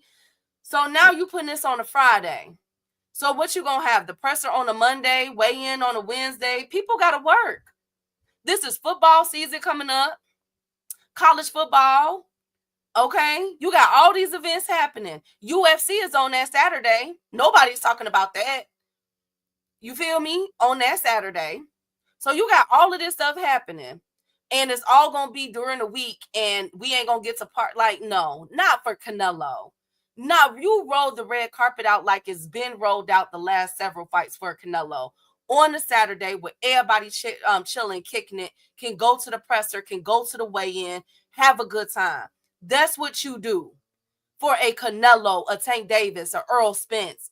You feel me? Not on no damn Friday for Canelo Alvarez. And we still trying to figure out who's promoting the fights. We're not doing that. We're not doing that for with Canelo. Look at how they fumbled Beterbiev versus Bivol 1 and 2. Was it on pay-per-view? This portion going to be on pay-per-view. The other one not. Oh, we're not going to do this. Oh, we're not going to do this. Okay, we're going to show the fight. We're not doing that with Canelo. And that was my favorite. Y'all know I cut up when that happened for the first two fights. That was my favorite fight last year. I was waiting for that fight. And look at how they fumbled that. From a marketing and business perspective, they fumbled that fight. We still don't know the actual pay-per-view numbers for that fight. And now we turning around. We finna do that with Canelo. 2 back-to-back fights with Canelo? Wow. Okay. All right. Y'all have it. Y'all, I'm praying so, KO. I'm praying so. And I'm praying that that's the September card.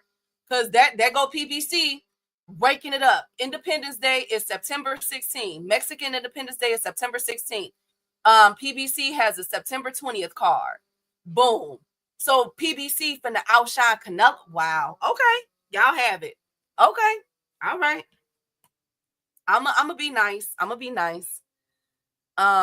Turkey will be done in boxing. I'm calling it now. He won't make it past the Canelo deal. It's looking like that. It's a move for real. Tank versus Ryan was wild. Miss Mona, gee, I didn't even have to go in because the Tank versus Ryan fight was shown everywhere. Who was in Vegas during that time? Everybody was showing that fight. Everybody was sitting around watching. People that was gambling turned around when that fight came on. Do y'all hear me talking to you? It was an event. Whether you pay your money just to go, because you know the casinos are going to be playing it. MGM, all of them going to be playing it. You can go to the Hard Rock Cafe. All of those places are going to be showing the fights. You feel me? So technically, you don't have to go to the actual event. You can literally get you some food, get you some wings, beers. You feel me? Your drinks, and sit down and watch the fight on the big screen around dozens of other people. It was packed in that restaurant, y'all. Thank you, Miss Mona. It was so, every Tank fight I done been to has been lit. Every PBC has been lit. That whole week was freaking lit. And it was hot as hell. Wasn't it not, Miss Mona? I was sweating my weave out, like my curls falling, because it was so hot. But and it was in April. And it was still it was a hot April. Maybe because there was so many people around, but it was so much fun. And they finna do Canelo like this. Wow. Okay. All right, y'all. Y'all have it. All right. All right. All right. DZ, you should be appalled. They doing Canelo like this. I'm so mad for Canelo. But I was halfway naked. Okay, Miss Mona, period. Period. Like, all right. Okay. I'm done. I'm done. I'm done with my rant. I'm done with my rant. I can't believe they do it. I know Desmond Canelo getting his money, but I just thought, I'm Wusan. It's just like, dang, Rod. Like, dang, they doing this to Canelo, Berlanga, Shakur, Zepeda. Not my damn Superdale Matias. That's the most important fight right there for me is Matias and Puello. And look how they doing that. That's a banger. That's one of my most anticipated fights for the summer outside of Gary Antoine and Hirakawa. Okay, those are my two favorite fights right there. And Gary Antoine and Hirakawa gonna do good, but Superdale Matias, who worked his way back to get in title contention again, is about to be seen. All right, I'm gonna be quiet. All right. Which card is Matias on? The Berlanga and Sherez card? Is the Zepeda and Shakur? My boy worked his way back up to get back into title contention. And he just had to put himself, damn it, Matias. Damn it. I'm still solid on Matias. Exactly, Rick. That's my boy. He lost, came back. Look at where he's at again. Just for Africa to duck him. I'm so mad at Africa for that. Damn it, Africa. I've been riding for you, like telling people, yeah. Damn, Africa. You done pissed me off with this one. But yeah, and look like it's only gonna be a couple hundred people in that stadium. Darn. Okay. All right. I might go. I was waiting on Tank announcement. Yeah, that's a good card. David Morrell is on there. Superdale Matias and Puello, Shakur versus Zepeda, and Berlanga versus Sherez. Great card. Decent card. And they $66. And nobody will buy the tickets. Y'all bogus for that. Y'all bogus for that, for not buying them tickets. They only $66, y'all. So I'm pissed. I'm mad. I can't believe they doing Canelo Saul Alvarez like that. I'm gonna activate my press fast and F Rohan Polanco Pacheco talking ish about Matias. Let me see what hotels is in Queens looking like. Exactly, Jude. Let me know, Queen. Hell. Because I've never been to New York. So y'all let me know what hotels. If I have to go to support this, I'm going to be mad at y'all. I'm going to be so mad because I'm taking one for the team. Casuals don't know Sherez Key. Yeah, that's true. That's true. But they're not doing a good job of promoting it. How is Pacquiao and Barrios a fight that the fans are they saying that they hate so much? How is that already almost sold out? They're on par to do between a $5 and $7 million gate, y'all. Like, what the freak, y'all? My God. And Canelo is fighting on a Friday. I'm just done with everybody. It's crazy it's not selling. Exactly, Jude. I get that it's star power upper, but come on now. Come on now, y'all. Come on now. That New York card should be promoted. But I'm not surprised because people didn't even know with the Ryan Garcia and Devin Haney fight that was happening in New York. People was asking what was going on. And then they put up the high tent so nobody could see what was going on. I'm done with Turkey. That's all I got today, y'all. I'm not going to keep letting him get my blood pressure high. I'm so done. The day before is the Amanda Serrano fight card. Oh, yeah. Oh. That is July 11th. Turkey. You put Berlanga them the day after Amanda Serrano and Katie Taylor. part 82. You gonna do that? Oh, okay. All right. Okay. You know what would be crazy is if Amanda Serrano and Katie Taylor 2 sells more than Sherez, Berlanga, Puello, Shakur Stevenson, the turkey card. You know what would be even more crazier? If Pacquiao and Barrios sell out the following week. You know what would be even more crazier? If Lamont Roach and Tank Davis outsells and crushes all of Turkey's cards from May till July. And I think that's what we're about to witness, ladies and gentlemen. And we don't even know what Golden Boy and PBC is cooking up. We can have Virgil Ortiz versus Jesus Ramos. We can have the return of Errol Spence. We got the return of Jermell Charlo that's still waiting in the wing. We got Resendez versus Beck the Bully. We don't even know. PBC got the dice so cold right now.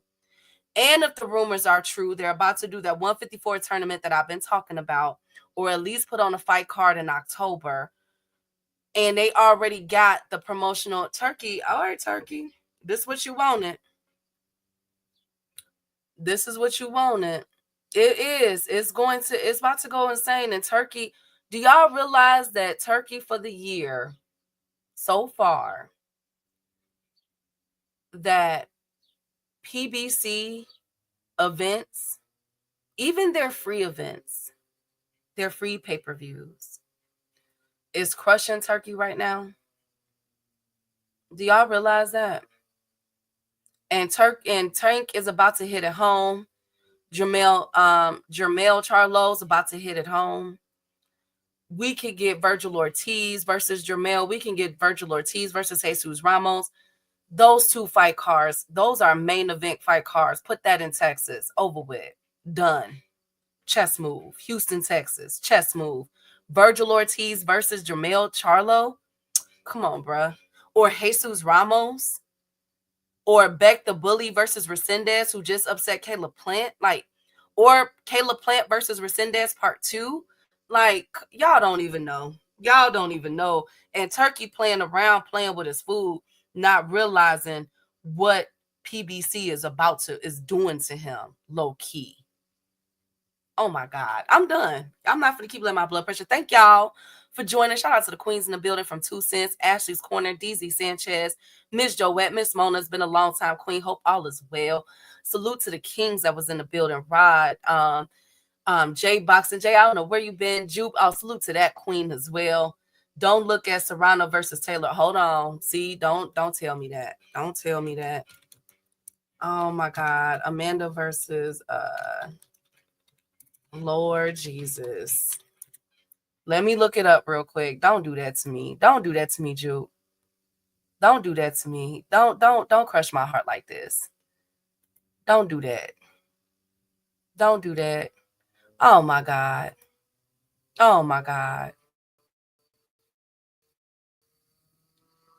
Oh my God.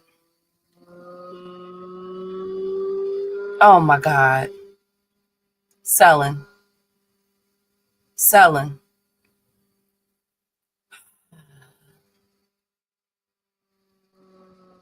We jumping Turkey. Oh my God. Oh, this is a beating.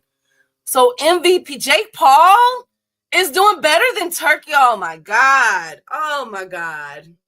Oh my God. Oh my God. They finna beat out Matias versus Puello. That's a great matchup. Oh my goodness. MVP Jake Paul is beating out Edgar Berlanga and Sherez, and all women's fight card is about to crush. Oh my God, my blood pressure. My pressure, y'all. Oh my God. Oh my God. Oh my God. Oh my God. And Shakur card way better. Jude, you mean to tell me Jake Paul is outselling Turkey? All right. British people support. Okay. Yes, it does, KO. But wow. Turkey is getting beat. Shakur versus Zepeda. Sabril Matias versus Puello. And David Morrell versus Katayev is getting killed, destroyed by Amanda Serrano, Manny Pacquiao, and soon to be Tank Davis. That's how I'm finna end that. Wow. Okay. Yes, they are, Dondrick. I'm not hating on that, but wow. Wow, Turkey. Exactly, KO. Wow, Turkey. Wow, what did you do, Turkey? What did you do? How did you do? I'm proud of this for women's boxing, Juke, but how did you fumble this like this? Why would you have it up the street? Why not have that fight in Jersey? Virginia. Oh my God, I got a headache from this. Turkey didn't piss me off. Wow, okay. I know they don't KO, but if you promote it well, and Berlanga been so busy talking about Caleb Plant and Canelo, he hasn't even talked about his fight. Go on their social media, y'all. Go on their Twitter. Shakur mentioned I'm putting belt to A on July 12th. That's it. Nothing else. We ain't seen him put up no videos of him boxing. Berlanga, same thing. Sherez, same thing. Superdel Matias and Puello, same thing. David Morrell and them, same thing. Why doesn't Turkey allow them to promote it? Because why did T.O. not even know when he was supposed to walk out with that mark when that May card came? And T.O. called out his promoting, saying that when are we going to, where's the marketing for this fight? Now we're seeing a part 2 for the Berlanga and Sherez fight July 12th. Okay. All right. I'm going to let it go. I'm in Vegas on August 16th. Okay, Raina. Okay. Okay. If there's a consensus that everybody going on the 16th, then I'll go. Berlanga ain't saying nothing about Maul. All I'm saying. Nope, he didn't. But I think this is a travesty for the sport. That's a very good fight card. That's all I'm getting at.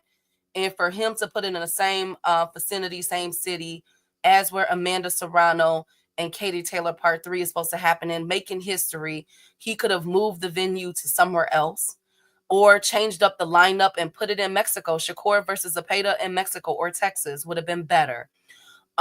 He also could be promoting this better because I haven't heard anything. We're still trying to figure out who's promoting the Canelo versus Bud fight, which will now be happening on a Friday instead of a Saturday. This is just horrible, y'all. And I can't do it. Pays the pay to fight and then give them a piece of the back end. The promotion would be better. These handouts killing the buildup. Exactly, KO. And put it in Texas. Zepeda has a huge following in Texas. They guarantee pay F promotion. Okay, so y'all want to see 14,000? That stadium. We're not talking about an MGM back room that T.O. did. We're talking about the Louis Armstrong Stadium that holds 14,000 people a kilo. So we want to see just the fight with empty seats. That's what y'all saying to me. Okay. Y'all got it. All right. All right. These are the tickets that's available right now for Berlanga versus Sherez. We are 4 weeks away. Not 8, not 10, not 12, not 16. We are 4 weeks away from this fight. Let me make sure. 1, 2, 3, 4. Yes. About 4.5 weeks.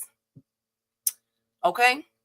And these are the tickets. Meanwhile, Barrios and Pacquiao is on scale to do between a $5 and $7 million gate, and they tickets went on sale last Tuesday. I'll sip my tea. The most expensive ticket is $582. The most expensive ticket that was bought was over $6,000. They bought several of them for Manny Pacquiao versus Barrios.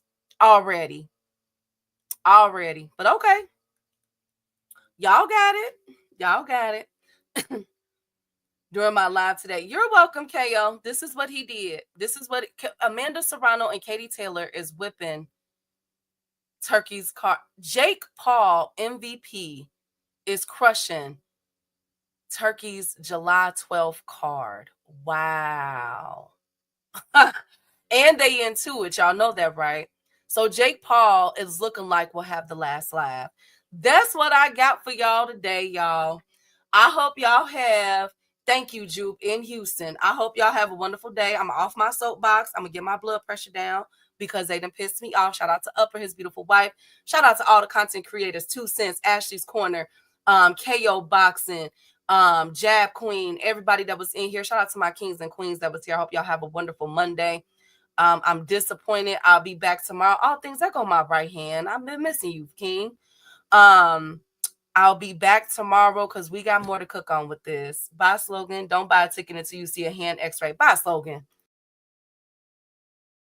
They want that smoke, bitch, I got it for 'em. They want that smoke, bitch, I got it for 'em. They want that smoke, you know I blow it. They call me Sunny Monster for a reason. I'm really dripping, leave a nigga bleeding. I get to squeeze and leave a nigga. They want that smoke, bitch, I got it for 'em. They want that smoke, bitch, I got it for 'em. They want that smoke, you know I blow it. They call me Sunny Monster for a reason. I'm really dripping, leave a nigga bleeding. I get to squeeze and leave a nigga bleeding. Raw Molly got me all up in demon mode. I'm moving like I done put clean in my nose. Trying to catch me up, I can leave with some hoes. He standing straight up, watch I make him lean with this pole. Would've thought he was closed, how that heat made him fold. Thought it was a game, he won't think no more. His brain's gone, nigga. It be exciting when I get to strike. And guns sound like thunder, hit you like lightning. Fight for your life, we don't do no fighting. We really hit it, nigga. We worse than savage, they calling us Vikings. Police be riding, we still be sliding. Told you we hitters, remember the time. They want that smoke, bitch, I got it for 'em. They want that smoke, bitch, I got it for 'em. They want that smoke, you know I blow it. They call me Sunny Monster for a reason. I'm really dripping, leave a nigga bleeding. I get to squeeze and leave a nigga bleeding.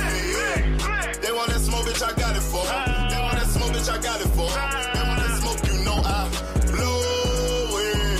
They call me Sunny Monster for a reason. I'm really dripping, leave a nigga bleeding. I get to squeeze and leave a nigga bleeding. How about I leave them holding like the Bible? AR-15, that's a high-power rifle. A in the army and assassinate rivals. Break that shit down, nigga. AK or anybody kill. Hop out, keep it drilling and spilling. Stay on point, 6-2 gon' split 'em. FN, that's for any fuck, nigga. You a plug, then I'm pulling up, nigga. You my lunch, eating bullet for dinner. 5.0, eat 'em up. SK, smoke killer for show. Drum rounds and cripple off Draco. I got 'em all, you don't want no.